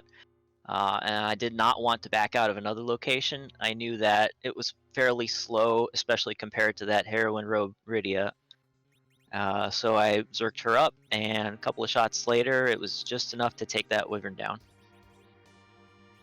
You must have felt pretty relieved when you finished that Ordeals boss fights and got your magma key, when it was almost hinted that this might have been a hook seed. Right, and I am actually glad it hinted that it was a hook seed, because that was the only Cecil that I could find, and that the Crystal Sword Cecil, it really helped push past the Zod objective. Oh yeah, for sure. We were wondering when you first spotted that Dark Knight Cecil, what you would then do. Yeah, I did not want to pursue the hook route further until I powered him up, because I knew that even though it was a little bit of time sink to back out and go get Ordeals done, it was a potential huge time savings if that hook route was required, and the magma key coming down on Ordeals was just the icing on the cake, saying, "Oh, you made the right choice backing out there."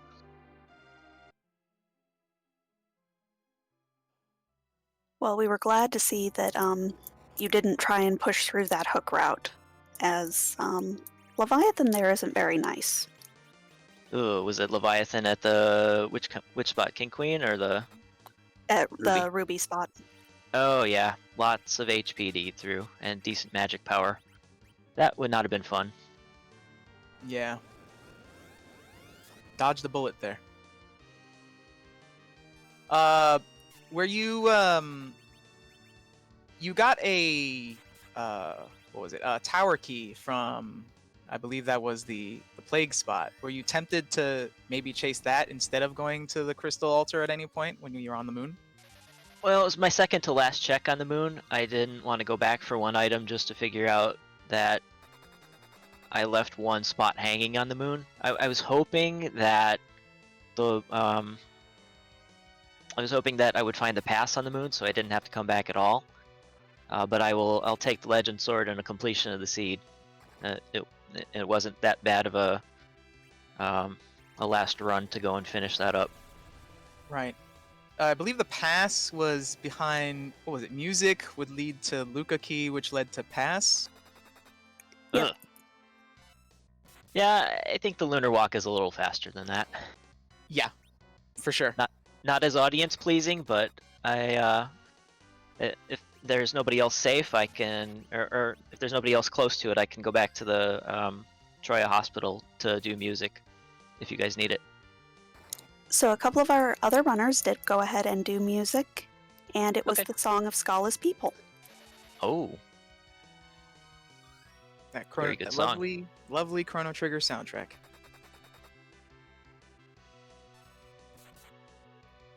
Go ahead. Well, I was going to say, I've run out of things. Is there anything else? Any other thoughts on this seed? No, it was a pretty fun ride. Thank you again to the commentary, restream, and tracker team. And I will bid you all good night, and thanks again for having me on.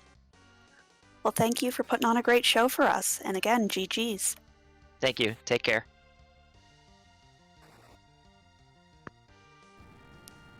And that was Coffee and Chocobos, our first of our restreamed runners to finish. And while we were talking, we did have a few other finishes. We had Flurry 14 with a time of 1 hour, 36 minutes, and 37 seconds. Poydrak with a time of 1 hour, 38 minutes, and 29 seconds. And Commander Leonhardt with a time of 1 hour, 39 minutes, and 51 seconds. GG's to them. GG's to all of them. Tybalt now is working on their Tatangamus. And as I see that... Oh, looks like a big bang. Yeah. We'll see. He does have considerably more health on his characters, so yeah, a little bit of a safer fight. I was worried for a second, but... Oh! There's the no flash. And Tybalt has finished in 8th place with a time of 1 hour, 42 minutes, and 3 seconds. GG's, and we'll see if we can get him in for an interview.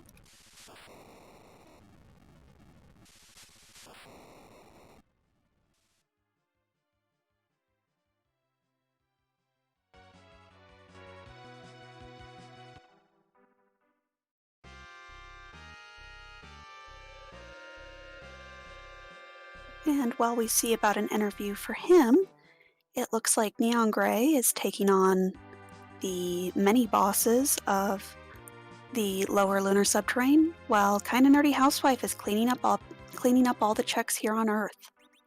Yeah, she just took a big swig of that dwarven fruit punch, and now she's heading to Luca. This will get her a pass unless she decides to reset out of it for whatever reason, maybe because it's not the legend sword.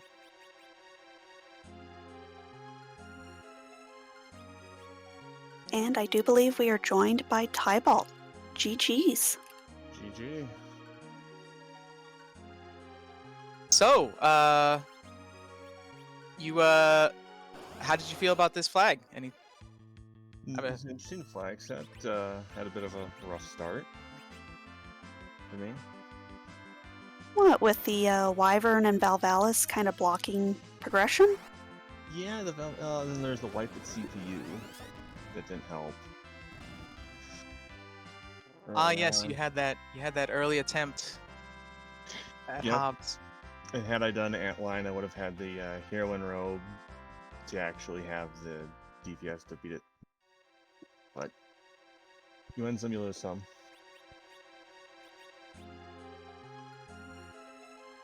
Yeah, the T wild flag giveth and it taketh away. That's very true. It does. So were you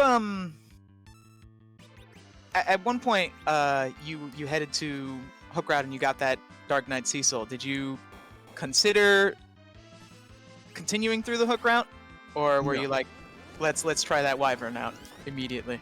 The only way I was thinking about continuing through the Hook Route is if there was a Demist.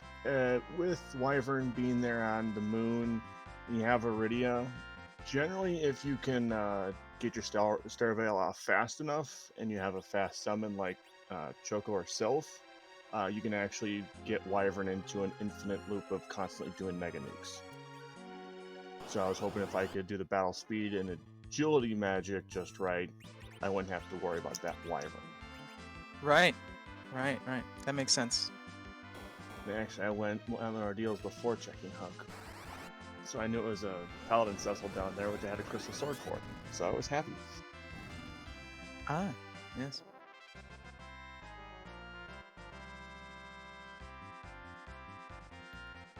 Well, and then getting that pass, how did you feel about that little chain? Yeah, I'm sitting there going, pass. Well, if items are on the moon, I'm going to have to come back down to the Earth anyways. I might as well grab it. Just on the off chance I have to come back, because I don't want to have to make the quote-unquote walk of shame, if we call it. Yeah, it's a bit bittersweet to find an item like that after a long chain, isn't it? Because while that will save you some travel time, it's still, especially if there's stuff on the moon that you needed to go anyway, not the largest time save. Right, and in this particular situation, it was just the Legend Sword on the moon, so you had to come back to forge it. If that was your last objective, you go straight to Aromas. I think it's like a 4-minute time save, I want to say, from having to do the Earth to Moon transition plus walking down thing. Sounds about right. So.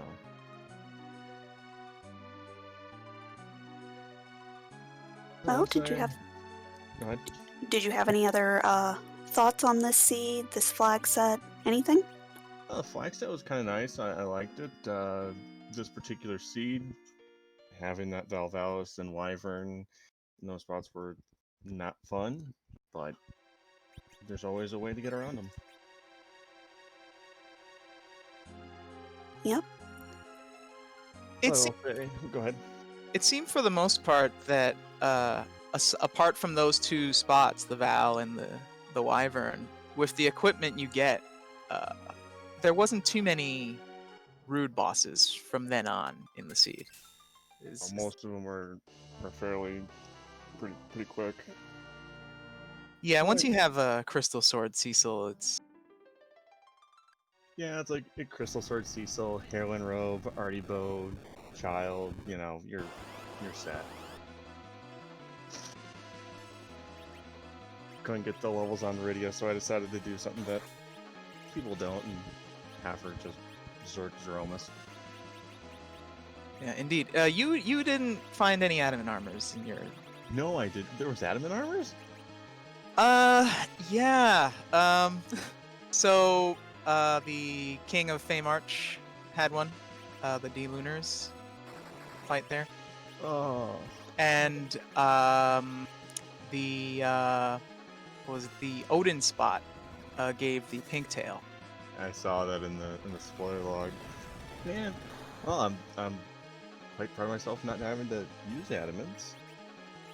So it would have made it a lot faster, but... I know, I tried to give y'all adamants this week.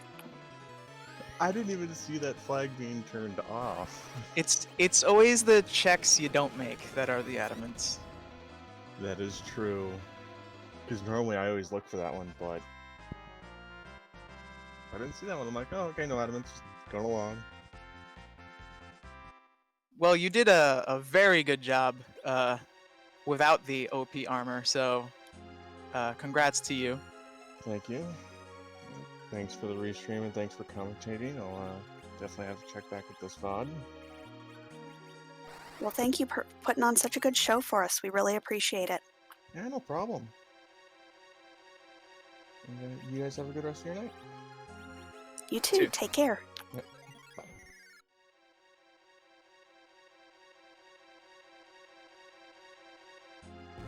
And that was Tybalt, who came in 8th place. GG's to him. And right now, Neon Grey is entering their Zeromus fight.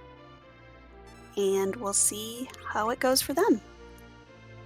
Yep. They had Cecil be the first person to get a turn, and they want to equip that Avenger on Cecil's turn. So they're actually just sort of parrying to get the right. Looks like they want Fu to use the crystal so that Cecil can equip that Avenger right away after the transformation and get this party started. Yep, you don't want to do it too soon and accidentally break your Cecil. Right. So how does that work exactly? Like if you berserk a character while they haven't transformed yet, it just makes it so that they miss all the time, or? I'm not entirely sure how it works, but I've had it happen to me where something with the Avenger glitching out, and then you have a Cecil that doesn't move. Oh, oh wow. And that's bad. Well, they managed to avoid it, and now they are zerking up their party. Looks like they'll be going for the same hybrid strats as pretty much everyone else has done so far. Where's KNH going? Are they Oh. I believe that she has checked everything on Earth and is going to be heading up to the moon.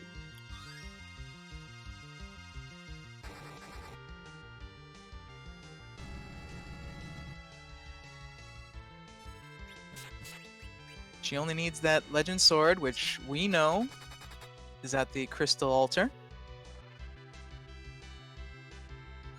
So, with any luck, she will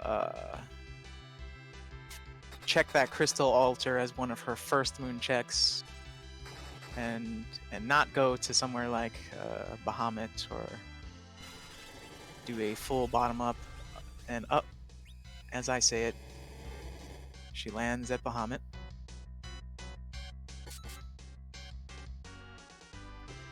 Meanwhile, Neon Grey, having a very nice Zeromus fight, has a little bit different party than the rest of the group. Has their Porum as their anchor. And as Chad is calling out, Neon usually loves to call for a quint, but has not quinted this party yet. Yeah, they have 4 Zerkers currently. Even the Porum is whacking away with that stick.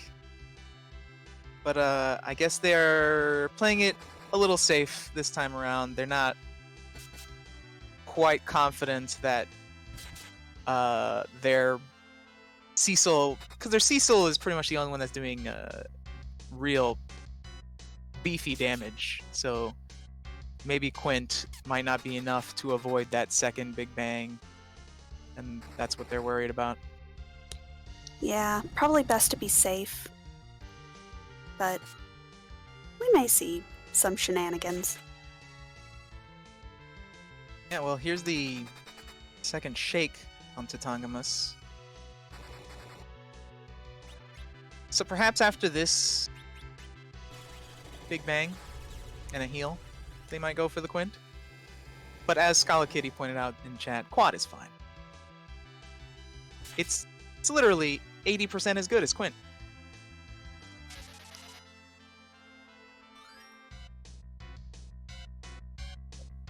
Did get a bit of a nasty roll on that Big Bang, but has more than enough health to keep Cecil, Fusoya, and Yang alive. And we are seeing rocks on this side.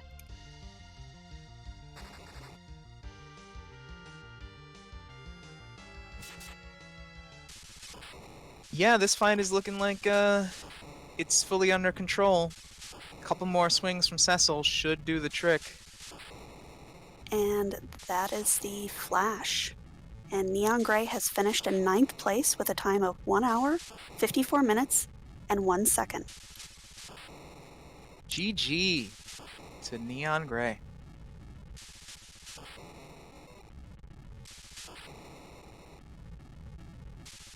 And we'll see if we can get them in for an interview.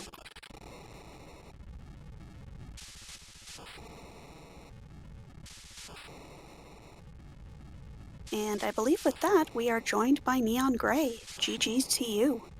Heyo. GG's. Now Neon, you of the 4 restream runners, you were, I believe, the only one that did ordeals on their first sort of pass through, and you got that. You were underground before anybody else. How did you feel when you got past the wyvern and all that, and picked up that magma key? Honestly, seeing that wyvern there, I was really happy that I had just made that stop in Silvera on my way down, because, you know, if I hadn't had those star veils to hand, that would have gone very, very differently. But no, that was good. It especially felt good when I got that hook later, because that was, you know, equally accessible from the start. Right. So, like, you know, it just much more of a pain being behind, you know, a gauntlet there.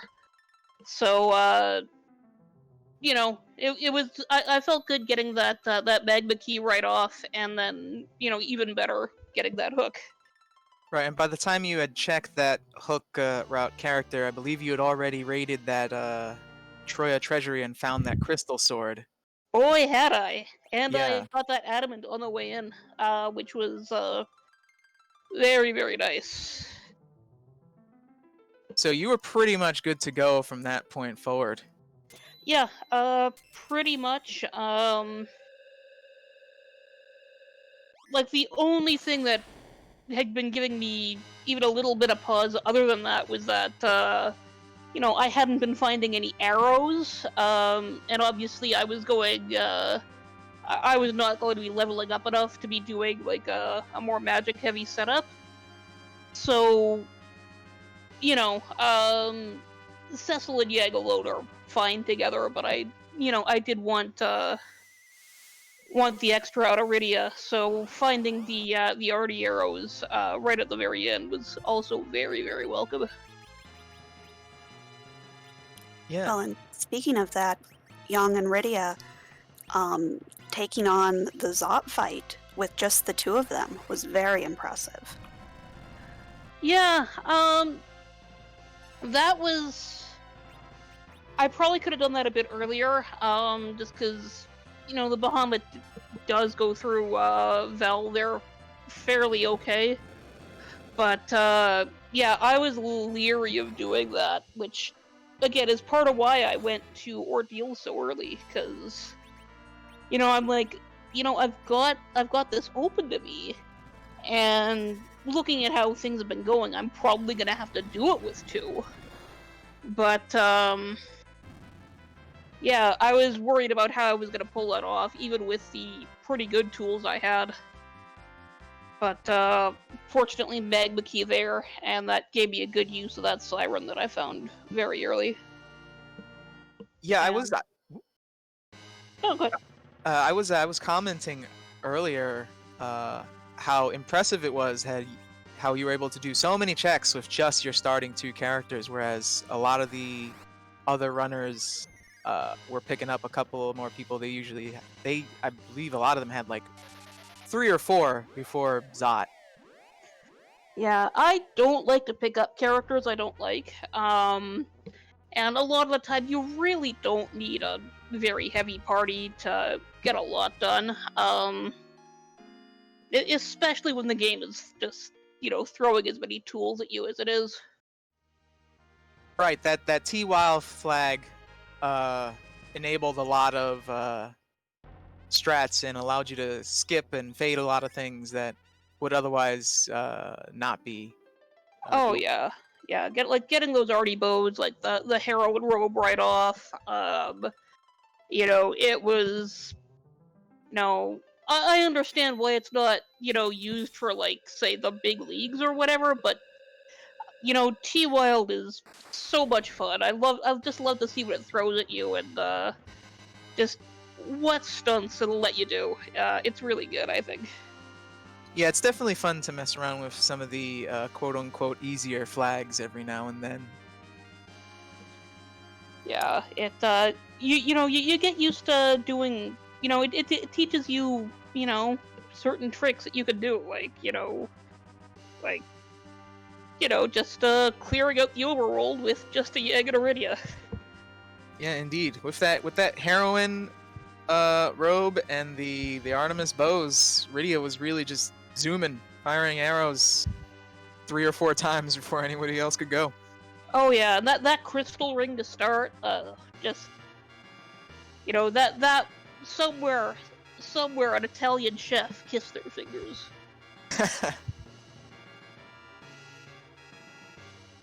Well, again, GG's, thank you for putting on such a great show. Did you have any other questions, Baconpie? No, I got nothing. Well, thanks again, Neon, for being one of our restreamed runners. It was a great thing to watch, especially with just the duo at the beginning. I greatly enjoyed that. Well, but I greatly enjoy Alridia being overly powerful, so. It's nice when she gets a chance. I don't really like her a lot because, you gotta do a lot with her to make her work, but, when she does, it's so nice to see. And, yeah, I'm glad it was a good show, because that's really what I like to play for, just to, I actually do have one last question for you, Neon. Yes. A lot of folks in chat were chanting for the Quint for that final fight, but you kept your foo unzerked. Was that because you were worried about the possible maybe Big Bang straight into Meteo wiping your team or something of that nature? Yeah, I wasn't sure if I was gonna get a second Big Bang or not, and I was gonna vote if he had gotten another turn after he did that heal, he would have had his drinks, but sadly these strong young men finished the job before Fu could have a nice relaxing wine. Yeah, indeed. Well, again, GG's for a great run. Well, thank you, and thank you everyone for making this all possible. Thank you so much, and you have a wonderful night. You too. I'll talk to you all later.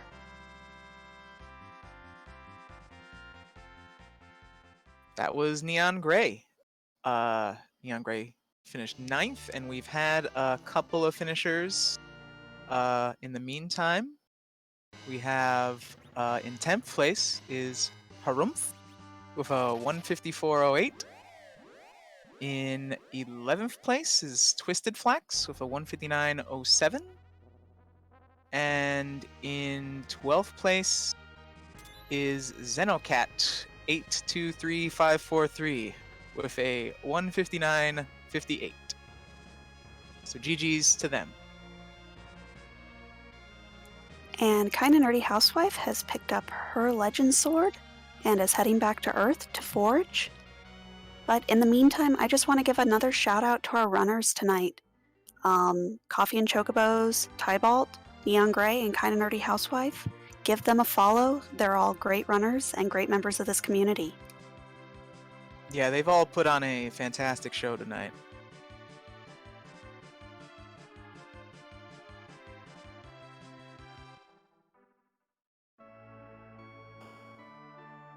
And for those who are new to Free Enterprise and are kind of like, hey, what's all of this stuff? We invite you to join our Discord, and you can start playing this as soon as you get on there. There's great guides and everything for just how to start. You don't have to use hard flags. You can use easy flags. And everybody is so helpful, and I just really encourage you to give it a join. Yeah, the community behind this game is amazing. I'm a fairly new member of this community, and everybody's been extremely kind and helpful. They don't mind you asking questions. You can pop into pretty much anybody's stream and ask questions. There's a newbies corner channel on the Discord where you can get help. As Allie mentioned, there's a ton of useful guides and resources to look up, and it's a great community we have here. K&H just got their crystal, and luckily for them, they did do the sealed cave, so they can go straight to Zero Mist now.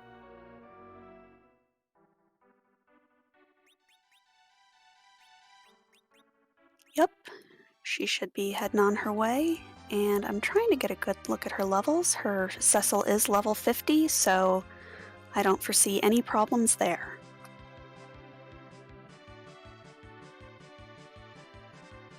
I suspect they will be doing the hybrid strats that were the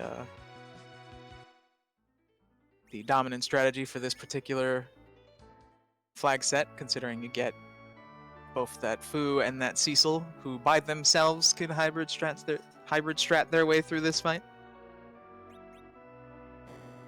Getting stuck behind the most annoying enemy in the game, that one lady in Troya. I think they're all kind of annoying, just all the NPCs together. You know which one gets me? Oh, what is it? The not Kaipo. What's the town with the well? The Agart NPC, yes, she is terrible. And it's not just one, it's like 3 of them. That place has so many 1 tile wide walkways.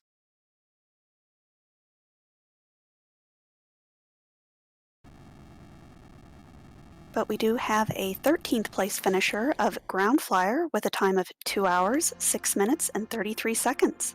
GG's to him. GG's to Ground Flyer.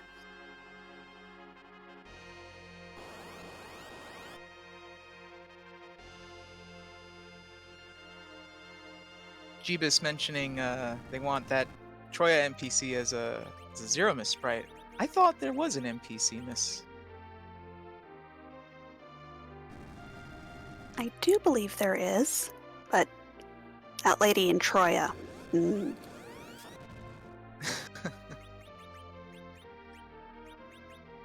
I've used the exit spell out of that town before. Yeah, it can be rough. Sometimes you just think, no, I'd give up a kidney for some push B to jump right now.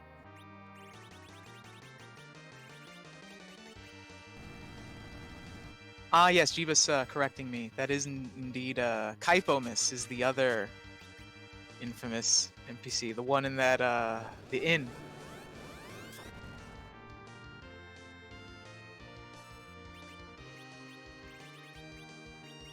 KindaNerdyHousewife getting started on this Tatangamus fight. Tatangamus a bit rude in who had decided to nuke there, but they should be fine. Cecil has a bajillion HP right now.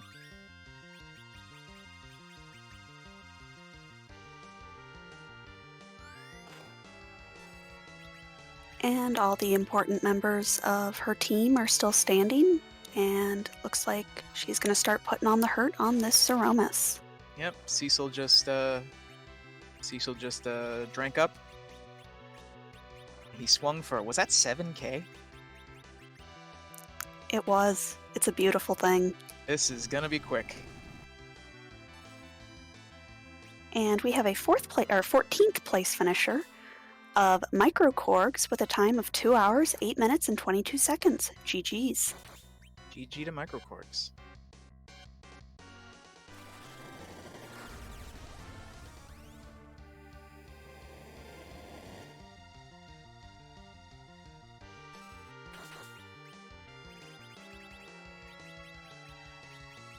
And we do see Rydia go down.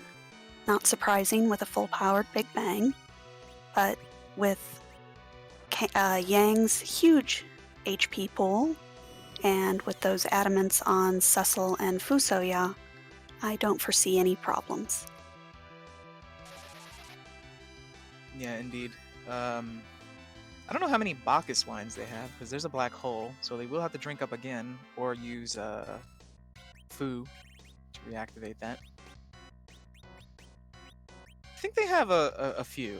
They might have picked up a stack of 10. But they're going to go ahead and use Fu to Rezerk.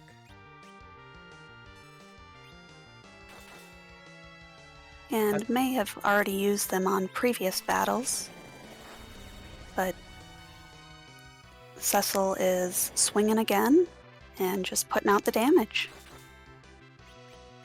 Yes, and it seems that well, KindaNerdyHousewife had used the her Moon Veil on Rydia, so Fu has become just a healer at this point, as they have no one to bounce spells off of. But when you got Cecil swinging for like 5k minimum every time, you don't really need another source of damage. There's another 5k. Is a little rude there by targeting his Fusoya. But the adamant did make sure it didn't kill, so we're still okay for now. Thinking of what to do.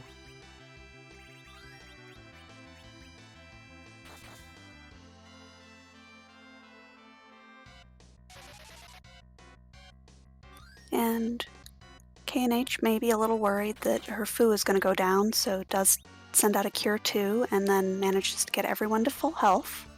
Yep. Now that single target nuke that Tongamus just did, that means that the HP refill just happened. Is that right? Yes.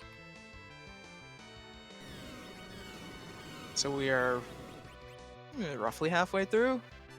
And at 5k apiece, that should be, what, maybe 10? No, rocks are ready. Never mind. This is over.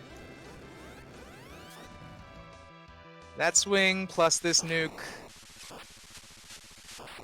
I'm guessing this is about to end. Yep. And there's the flash.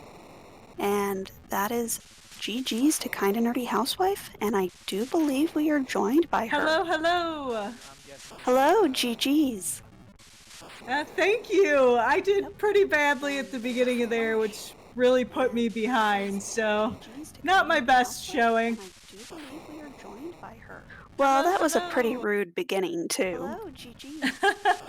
Yeah, the Wyvern and Vivalis walls were kind of rude. Yeah, what did you think when you first went up Ordeals and saw that Wyvern? That I needed some star veils, and of course they were in the last shop I looked at, so. Right. So what are your general thoughts about this seed and how you ran it? Pretty fun and good seed.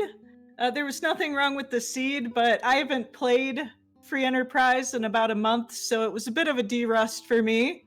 So not my best showing, like I said, but I'm trying to get back into it because Highway to the Threemus Zone is coming up, so I gotta get that rust off. Oh yeah, we are all excited for that coming up.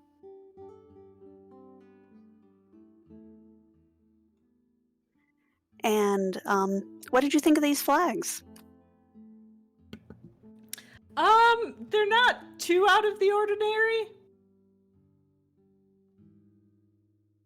Right. Not too much different from other flags I've done before.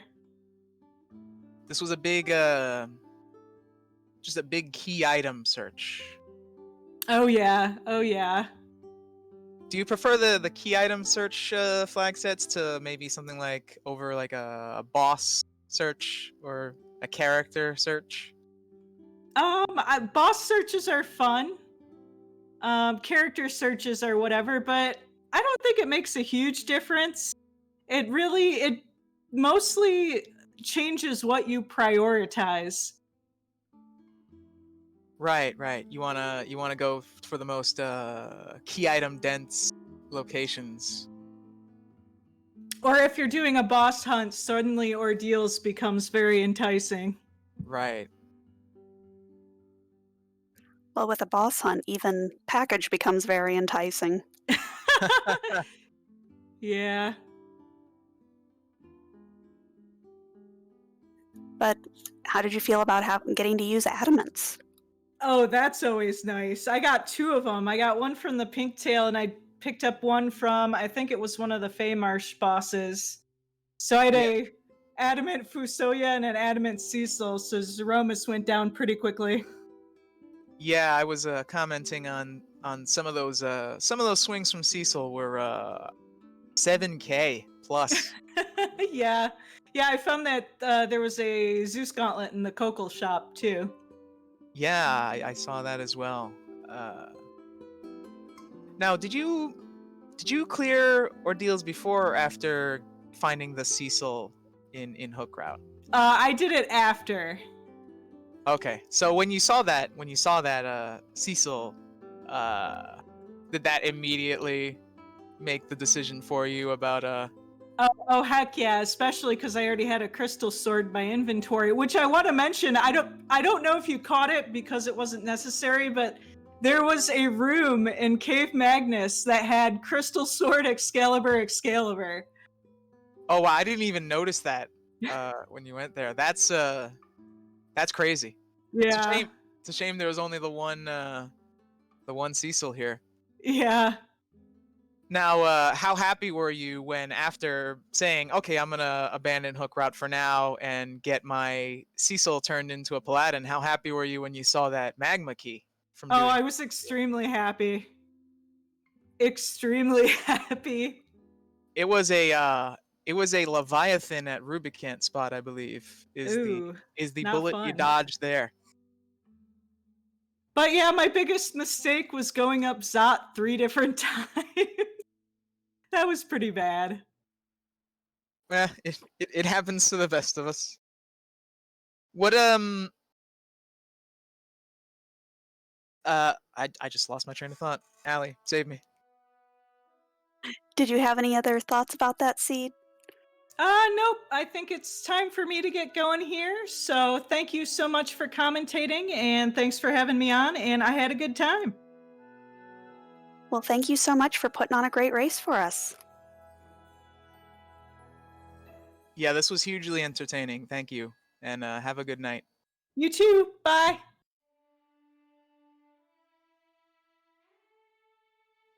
And with that, our restream runners have finished. We just want to say a great big GG's to all of them again, and all the runners who ran this flag set. There were quite a few more, and if you're ever interested in getting involved in these races, again, they're open for everyone of any skill level. Just give them a shot. And I want to say a great big thank you to my co-commentator Baconpie, our tracker, Bad Karma, and our restreamer Leggy Starscream. Thank you so much to all of you. And thank you, Allie. You did great, as usual. I hope that everybody watching, if you enjoyed that, you can go ahead and follow all the runners, all the members of the stream team, and yeah, if you're interested, go check out the Discord. And yeah, that's pretty much it. I believe we are looking for someone to raid. It'll be just a second. Oh, excellent. I noticed we have another finisher. I might as well mention that. We have Pseudo Ping in 16th. He got a 217.23, so GG's to Pseudo Ping.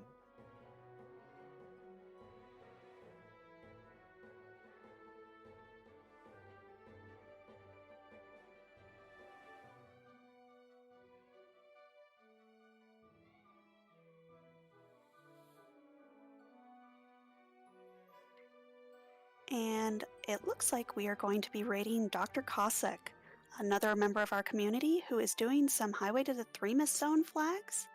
Ooh. Go ahead and cheer him on. And yeah, y'all have a wonderful night. Yeah. Good night, everybody.